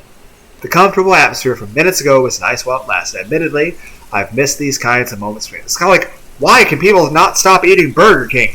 Because here's the thing, as you're face deep in eating a double Whopper with cheese and bacon, no matter what's going on, you can't be sad. In that moment, you're happy. Until the Whopper's gone. Unless you got a second Whopper. The comfortable atmosphere from minutes ago was... click. We never had the chance, always busy on some project or work. These things we've taken for granted, now we're realizing how valuable they are. With one of us gone, stuck in a jail cell, parts of them are. The world has an awful sense of humor. While the one we've just had is short-lived, it's another thing I want to look forward to if we ever free ourselves from this damn curse. I'd like to believe there's a way. For now, we have to focus on the present. This. Dead people. The letter. The curse. It's not the simple thing to bring these things up, but necessary. What now? Where do we go from here? Texas. We'll be safe from the ghost in Texas. It's not the question directed at anyone, in particular, but they all look to me as if my face has the answers in the world. I used to think so, back when I was at the top of my game, and still sure of everything. Now there's just uncertainty, sullying whatever decision I come up with. At some point, logic has simply stopped working here, and we've started grasping at straws. Along with exhaustion, fatigue, and stress, we have enough kindling to get a fire burning. The not-so-pleasant kind of fire. This would probably be better if Zach were alive. Instead, we're all going to be very pissy at each other. Because we need the Z-Man! We need you, Z-Man! I'm sorry! We need you! Don't worry, in the next file, where you're alive, Marianne will be too.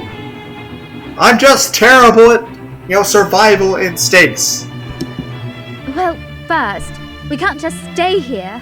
That much is obvious. Again, I think the artist for all of this shit is amazing. But we can't just keep running like Go support the people who made this game. Tell them that they are awesome at what they do. And to keep up the amazing work. And, if for whatever reason, if somebody who had any role in making this game is watching this, one, congratulations making it to part 15 of listening to this guy ramble. But, more importantly, you are amazing at what you do. High five! High five! You are awesome. Keep it up. You have some talent. And you are gifted and you are incredible. And you put not only do you have the skill and just drive for it, but it is obvious that you put a lot of heart and a lot of just hard work into this. You are an amazing person who worked on this. We can't just keep running like this either, Becca. Sooner or later, she'll... As if we have a choice. We can't even go back to our own homes because that thing might get us. No, we're safe. But dying is the last thing I want to do right now, Isabella. Everyone's angry because we don't have our Zach. Because he was our anchor. And without him, we are lost. Not to a stupid chain letter. You were too gullible to pick up, bring with you, and show to everyone. I didn't do it on purpose. Becca, had I known, I wouldn't have. You two. Now's not really the time to be shouting at each other. I'm already getting a headache, so if you guys could calm down, that'd be really great. Well, isn't that rich coming from you? Whose side are you on, Ash? Technically, Isabella's. Why does anyone have to pick a side? You're a rational person, Becca. You know we can't just say it's her fault. She did warn us not to open it, and That doesn't exempt her from any blame. She's still largely responsible for it. Zach would... You're not? Whoa! Hi, Isabella's face? I didn't say that! Do you really think I don't blame myself for this as well? I tried to warn all of you. None of you listened. Now you're blaming me for something I kept telling you guys since day one? You're just as responsible for this as I am. So now, you're throwing it back at us. We wouldn't even be having this problem if you're... Cut this out, okay? This isn't the time to have some dumb argument. If you don't want to get caught in it, then stay out of this, Ash. Oh no, Ash. Don't stop her. Let her say it. I'm sure she has plenty more to say. If I didn't know any better, she's already. Already what? You want me to say it? Out loud? That I find you in this whole thing? All right, that's enough. Both of you, stop this. They both falter into silence at my words, and an awkward, stifling mood descends between the three of us. I do not mean to shout, to snap at them, to avoid that, but to add to that kingling? Not in the moment when anytime, anywhere, she might get one of us. This would work so much better if we had the power of Zack! We're all in the same boat, yet here we are playing the blame game. Little by little, we're falling apart, caving the pressure because we don't have our anchor! We need the Z-Man! We need you, Zack! We need you! To the bleak situation we're trapped in. Did that ghost mean for this to happen? To divide each of us so she can pick us off one by one, right after the other? Who knows? Anything's possible now if her kind can exist. With the fire burning between us, rising as high as it does now, I'm afraid, deathly afraid, that the possibility might come sooner than I can figure all of this out. Fuck! I still can't think straight. I can't even believe the next words coming out of my mouth. That out of everyone, I have to be the one saying these to them. This is more their forte than mine. Keeping the peace. Placating everyone. While I unintentionally aggravate the people with badly chosen words. Funny how fast the tables have turned after just one unfortunate incident. How am I even supposed to cope? If we all want to get out of this mess in one piece, we're gonna have to cool our heads first. Before my own temper flares, I walk away and slide back into my car. If the door slams more force than needed, I'd like to blame it on the pent-up anger boiling inside me. I'm not even sure what or who I am angry at. The ghost? At them? Or maybe at myself for being this useless. Because despite none of them saying I know, goddammit. They're still counting on me, in spite of my failures, or every harsh word I've uttered, or how unbearable I can be as a friend. It's there when the tension after the argument finally breaks, and one by one they follow me and get in the car. It's in the concerned glances they shoot my way when I start the engine while I start saying a word and drive off. It's in their silence, a heavy gift, their unwavering trust. Yet it's one I'm more than willing to carry, even through my own exhaustion, if only to keep them safe. In this city of 68,000 strangers, they're the only ones I have left. Though in all seriousness, a good rest is still our bet for now. Are we on the way to the police precinct where our friend is dead? Thinking with an exhausted brain is almost good as running around in circles. We might as well just throw ourselves at the ghost and be done with it. We're going to a bar? Oh, we would probably run into Marianne here if she were alive. But she's not. Because I fucked up. The local Irish pub may be the last place to hang around when one hasn't slept. A wink or you're stressed. More often than not, it's loud. Sometimes the music played by drunkards grates the ears, and the whole place smells like piss on a bad day. All in all, it's the very definition of the last place I'll hang around after a wakeful night. But it's safe, or as safe as it can be with G security watching the place. Makes it easy to find help in case you find yourself in a tight spot. The place being owned by the person I've implicitly placed my trust on provides some semblance of comfort too.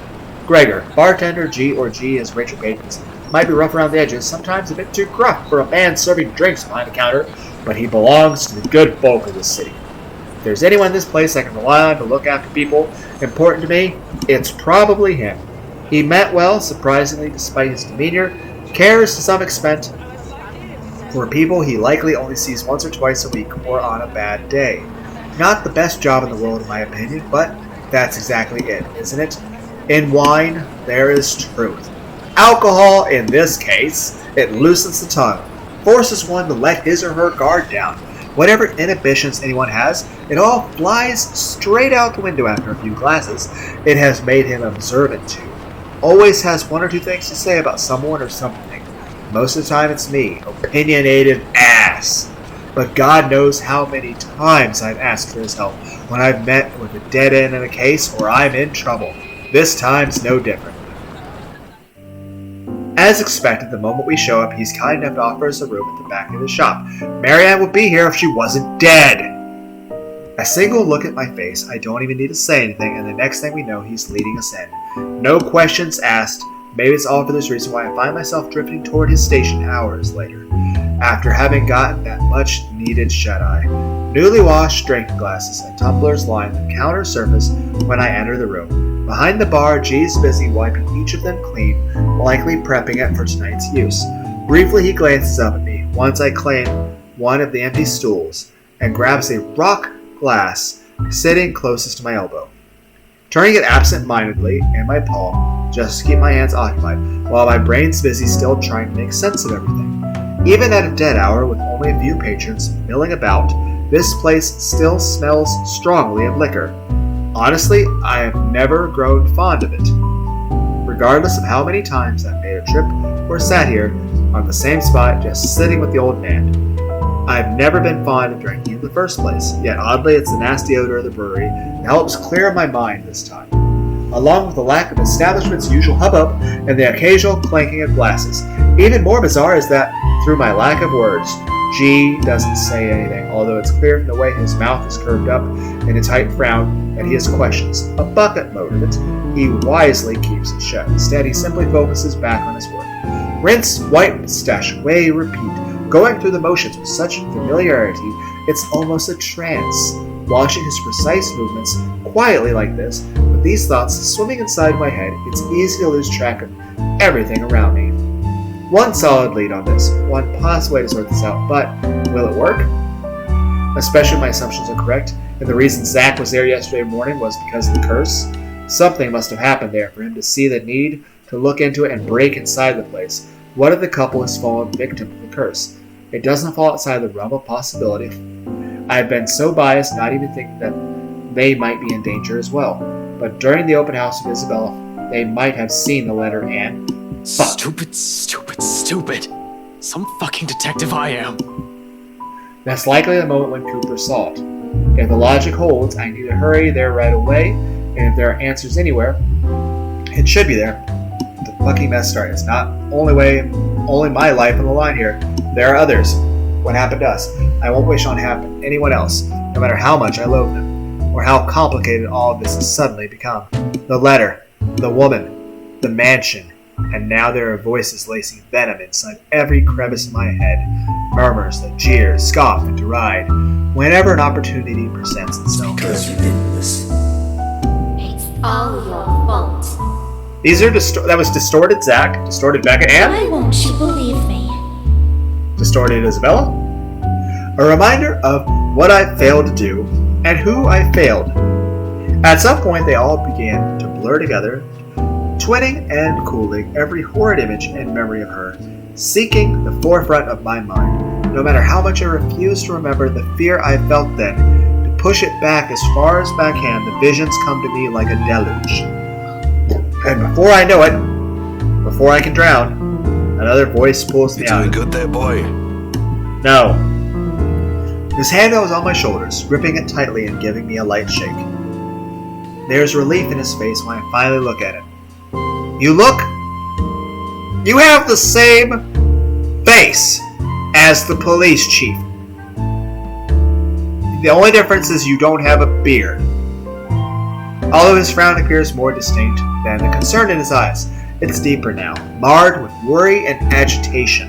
He does let go, and I offer him a small nod, but the furrow between his eyebrows never leaves his face. He always has a knack for reading people. After all, even someone who can be as closed off or distant like me. In all the time I've spent with the Force, there's only one other person who is as keen as this old guy, the Chief. I'm pretty sure they're not the same person. And if they are, I'm assuming they don't have the same face. Because your chief has a fucking beard. If this is literally pulling a fucking Superman, like, oh, Clark Kent can't be Superman. He has glasses. Like, that's... What? How are you a detective? How is Lois Lane a reporter? Funny and weird to some degree. I pointed out to him so many times that they look alike only for the observation to be brushed off with a vehement tone. Are they brothers? Twins? I've not brought up again after the third time out of respect for the guy. Whatever it is, it's clear it's something he doesn't want to talk about. They're related. Why push, right? However, during times like this, it's impossible to thought even to has a glare down pat. Under his wordless scrutiny, I feel like a damn... a bit green. Sure you got plenty of rest back there? You were only out for an hour or two. Wouldn't hurt to try and get some sleep. I'll keep an eye out. He's got the same voice! No need. Don't worry about me. Literally, the only difference is this guy doesn't have a I beard. won't be able to get some sleep anyway.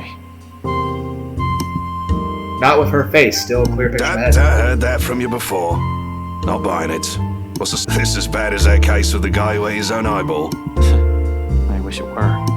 Jesus, stop reminding me. I hated that case. If I didn't know any better, I'd say you get a kick out of telling people about it. It's useful, you know, for blokes who don't know their limits. Sends them right out the door after I start with a description. Or was it the part when the poor schmuck gouged his eyes out? Nasty, awful, icky stuff, and it gets the job done. Like I said, you don't even need to call security these days if I want to kick someone out. Anyway, pretty sure that pales in comparison to whatever this is now. I haven't seen you this stressed out since I closed that case. The one from 10 years ago, with your professor friend. Abigail and her team weren't able to solve that one, G. No one has been able to. It just went cold. Why did Abigail's Same face difference. look Right, so what do I fucked know, up eh? in your phone? Serve drinks, listen to people's problems, their whining, then make sure they get home safe afterwards. Thing is, I'm also not blind, kiddo. And you can bet your ass I can tell when a person's about to fall apart. What? Is this some form of therapy from you? Are you going to offer me free drinks now? Really, I can use some right now. Something to numb the senses. A little bit of alcohol is actually good. It can help you move faster and have a little bit better reflexes. In your dreams, kid. But- Last time someone gave you the hard stuff, your photographer friend had to haul you out of this place almost half naked. But Hey, I can handle my liquor I'd when I put say my mind to it. one shot. Not from what I've seen, nope. One Besides, shot you of usually alcohol is avoid enough drinking. to Either speed way, up it's your out of the equation. reflexes. And when booze no longer counts, we just Anything talk. past that, So, you can't walk talk. with. Like, It's not like you know, anyone it's really gonna shot slow a you cat. down. That chap over But there, one only shot's wants enough his to at cricket least matches. I doubt you make will, you G. not overthink I've heard things. worse stuff. Try me. You know that mansion down at Anslum? Yeah, who doesn't? You live in this town long enough, it's impossible not to hear a thing or two about it. Bloody locals. Well, my friend found a primitive version of a chain letter in there. Now that we've seen it, we're cursed. A beat passes. Where Longmo G stands there unmoving, his hand stops short of placing the glass he's been wiping prior back on the left. All while he stares at me with eyes that are nothing short of scrutinizing. He probably assumes I'm joking. Who wouldn't? Yeah, you would assume that's joking first. Not a week ago, I'd been put in the same situation. Even now, in spite of the things I've seen and heard, it simply won't sink in. That's your brain defending itself. Or maybe this is just desperation. Yes! The idea that I am not able to find a way out of this? Yep, you are definitely worried. And I am so sorry, Zach. Whatever the case is, for people who haven't experienced what I'm going through, this merely sounds like an awful Halloween prank. That's why you don't fuck with shit. It's not a prank. Even if you don't believe it. This must have been what Isabella felt the whole time we made fun of her that day. This isn't a prank. I saw something. Now it's too late. Especially for the dude on the left. We're stuck in a never-ending nightmare where the only way out might be death. Or tacos. Or crepes. Crepes, those are good too. And like I've expected, G's reaction to it, and amused laughter,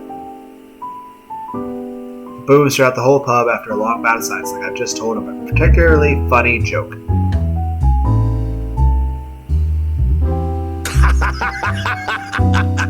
Okay. Good one, kid. You don't want to spill. No one's forcing you. Seriously, though. Good one. Although I want to be angry with him, I can't find it myself. Can't even muster the energy for a scowl or a glare. Nothing but a taste of my own medicine to temper the annoyance bubbling up in me, I suppose. In the end, echoing her words is the best I can do. It's not a joke. Yeah, alright, good luck with that. You're on your own. Here I thought you didn't have an ounce of humor in that body. Guess I'm wrong. He shakes his head and lets out another chuckle before returning to his task. By now, almost half of the glasses have been put away. Yeah, Marianne would definitely be here if she were alive. The only ones remaining are the smaller kind used for shots, and stemmed ones for cocktails. Despite being busy with his task, his amusement does not entirely disappear from his face. He keeps talking as if I'm simply another customer he entertains with his stories. But we both know it's more than that, if the wistful expression of him says anything. Man, can't believe you're the same rookie who walked in here almost a decade ago. Too smart for his own good, that boy. Has always been 2 steps ahead of things. Now he's here, sulking. I must have screwed up somewhere then. Yeah, I must have screwed up a lot. For things to suddenly, yeah, I fucked up. Badly. No, I don't think so. This one, screwed up? Not by a mile. It's too early to say. You've still got several years ahead of you, Holmes. Take it easy. But some things change, eh? It has been years, and you were a kid back then. You know, the sort that's a bit unsure, making all the horrible decisions in life. But like, yes, me and the Chief were twins. We're like the fucking Nurse Joys and Officers Jenny's and Pokemon. Well, you still are. It's just that this time, you're sure of who that badge and gun is for. What was it you police types usually say? To protect and serve, yeah? Did I imagine that? I'm not going to go back and look through the video, but I feel like those chairs in the background, like there's something wrong with the texture, like something's flashing on them.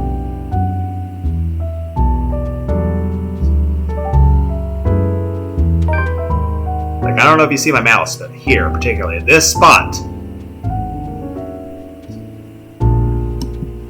He'll need those two once more for his patrons coming for lunch. Slow and easy, a sharp contrast to the strained air we've been wading through these past weeks. A fleeting moment, but one I allow myself to relish, if only because of its absence lately. The way things are now, it's almost a gift. So when it all ends, the sound of my phone ringing, a sigh that leaves me. I've placed the low volume, does not need to key. Oh, I don't even. Oh, it's gonna be about Zach. The bad news. Thinking about it only makes me want to chuck it in the closest trash bin I can find. Not that it'll help things, of course. Another exhale slips past my lips before I pull it out and quickly swiping over the screen without checking the caller ID. After all, the ones who worry or fret over how awful I might sound right now are here with me. My parents never call around the store, so chances are it's probably just the Chief or Abigail.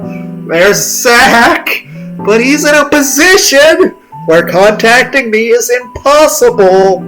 Placed in jail by some scumbag for a jail crime he did not commit. And he got eaten. No use pretending what it's anything but. Inspector Frey speaking. Good morning, sir. Sorry to bother you this early. Oh God, he's being polite. It's like he's trying to be gentle about some horrible thing that happened.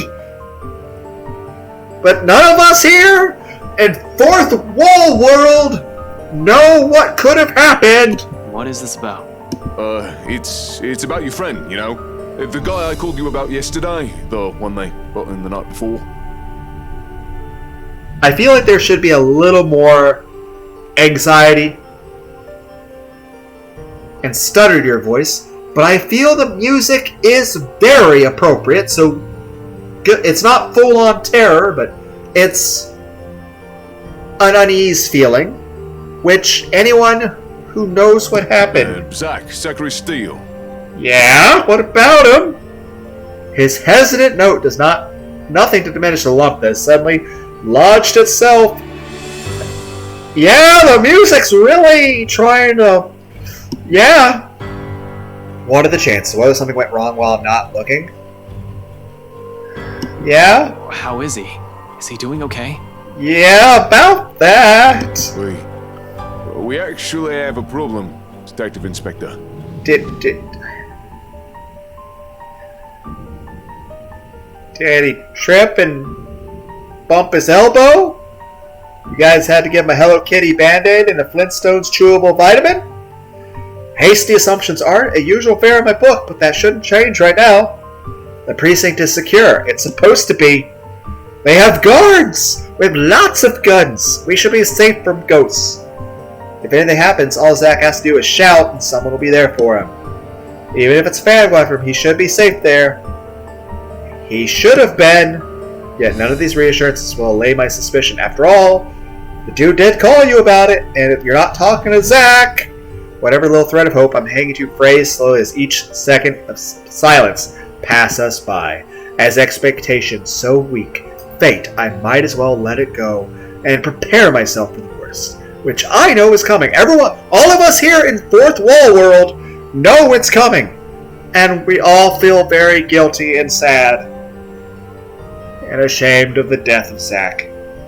It's a feeble attempt at optimism I will never get used to. This is out of my depth. This is not my forte. Zach's maybe, Rebecca's too. Never mind.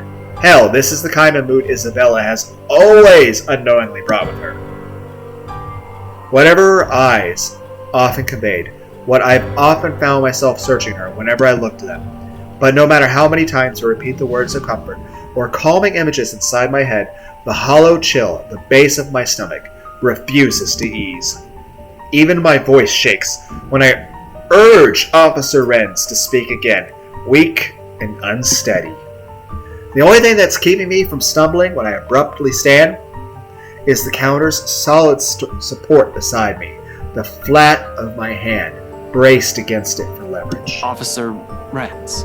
Renz, right? I'm going to double check my...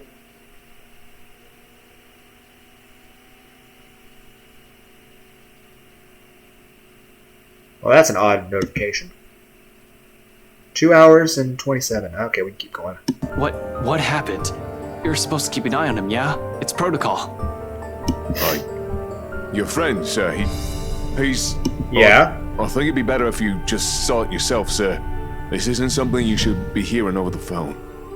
Give me something to brace for! Chief Inspector Lee wants you to report in as well. It's about the case Luke Wright filed yesterday, and... Rather, my brain refuses to acknowledge any of it, not even the possibility that this might just be a terrible joke.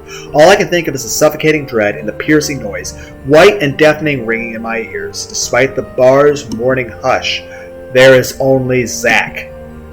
Only the whole expanse of Luxborn separated me from the one person I still believe safe from this whole fucked up situation, and we found her. You're wrong, we are so fucked up. Along with the voices, vile ones, whispering that taunt, jeer, and mock. Each vague utterance growing restless, as I make my way out of the bar without another word to G and slide back into my car. Driving with my body on autopilot, mind in a daze and afraid, utterly afraid, that this time I have permanently lost someone in my life. Yes, you have.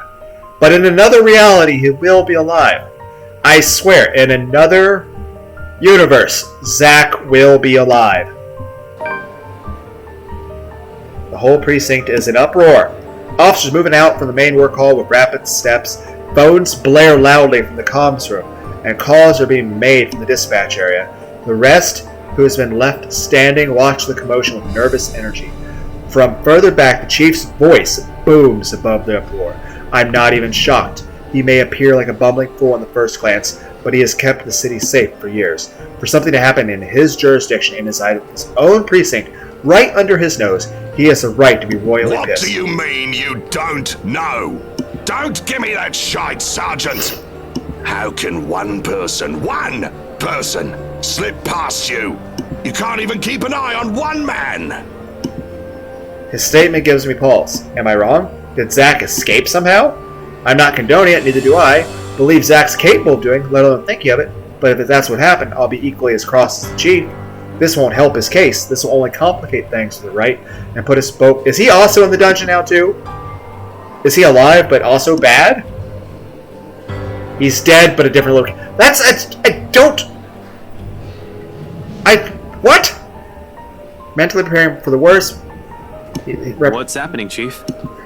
Except he merely glances at me with an inscrutable expression. Oh, God. Oh, God. Oh, God. That look. Oh, shit. That's like feeling sad for somebody. Like, oh, shit. It's you. Oh, how do I help you? That look of sympathy. Especially with you being as much of an asshole you can be. The fact that you feel that worried about me. In your face. Zack's dead, isn't he?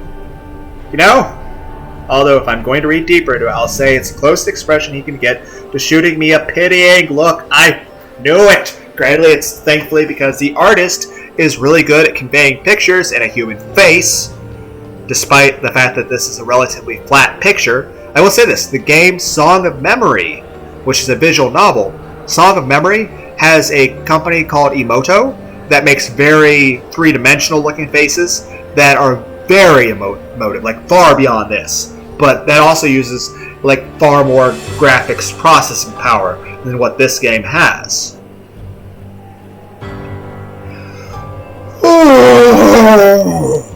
How's Zack?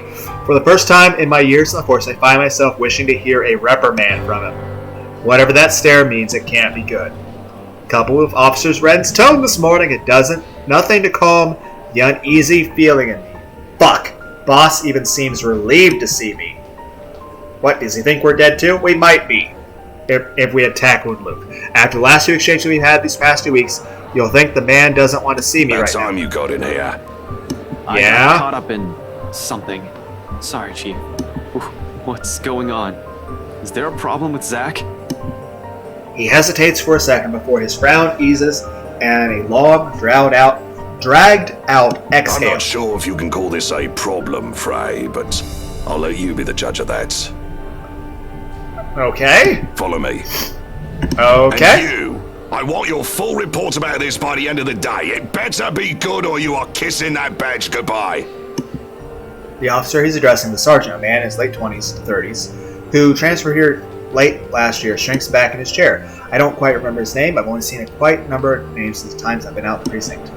But if memory serves right, he's the guy currently assigned to late night shift, or at least until the month ends. Depending on how bad this is, he'll either be given a verbal warning, a suspension, or a dismissal. It's not a position I envy him for being in right now, although there's really not much time left to feel sorry for him either. As soon as the chief's done roasting the other officers behind the guy, he gestures for me to follow, straight toward the precinct's holding cells. And if it's a switch being turned off the moment he steps away from the small crowd, the entire main lobby goes silent. For one reason or another, it feels like everyone's simply waiting for the metaphorical hammer to fall, also called the other shoe to drop. Even the stairs, before we turn to the adjacent hallway, exude the same pitying vibe as the chief's. All of which I might have easily ignored any other day. People here can be a bunch of fucking gossip mongers. It's only the significant glance the chief throws away before pushing the door open that stops me. Not that there's even a need to mull over it, because the moment he swings it open, it strikes me. A sharp, dry, metallic scent. Blood! I've already grown familiar with it over the course of years. It's another one of those things that you have to get used to once you start handing you the homicide cases. Now, just a whiff of it tells you to gauge the severity of the situation. This isn't the festering smell you get when someone in the room has a flesh wound. It lingers far too much in the air, hangs far too heavily, even where I stand. No. This is what you get when someone has spilled blood all over the room. This is what you get when there's a large pool of it. This is what you get when no one bothers with cleaning up for a few hours because forensic work isn't done yet. This is what you get when there's most certainly a dead body somewhere. I don't want to think of who yet, but we know. Even if you're a terrible detective, you have to know who it is. There are simply too many possibilities, too many variables unaccounted for to form a single conclusion. However, when the chief of Luxborn Police refuses to provide answers, a chill easily fills every nerve in my body. Almost in a trance, I follow after him, without asking anything or saying another word. For the first time in years, I feel like a damn rookie again. Fresh out of training, newly instated, and still on my first homicide case, except I didn't balk at the idea of seeing a dead body then.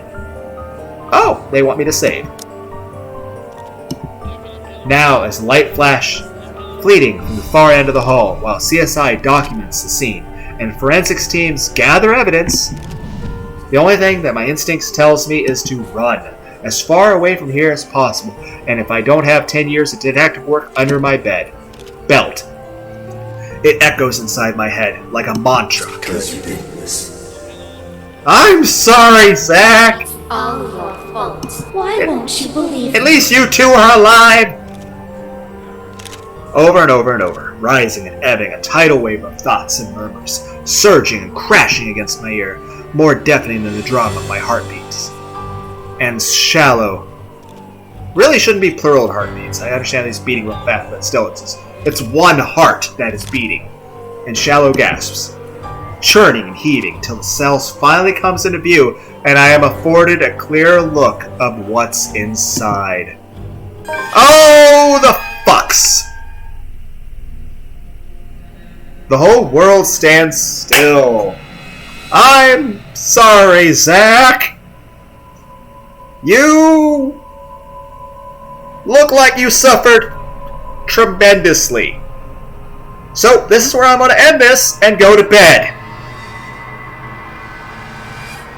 So, this is going to be a wonderful image for me to think of while I'm asleep. Why do I play this game right before bed? Why?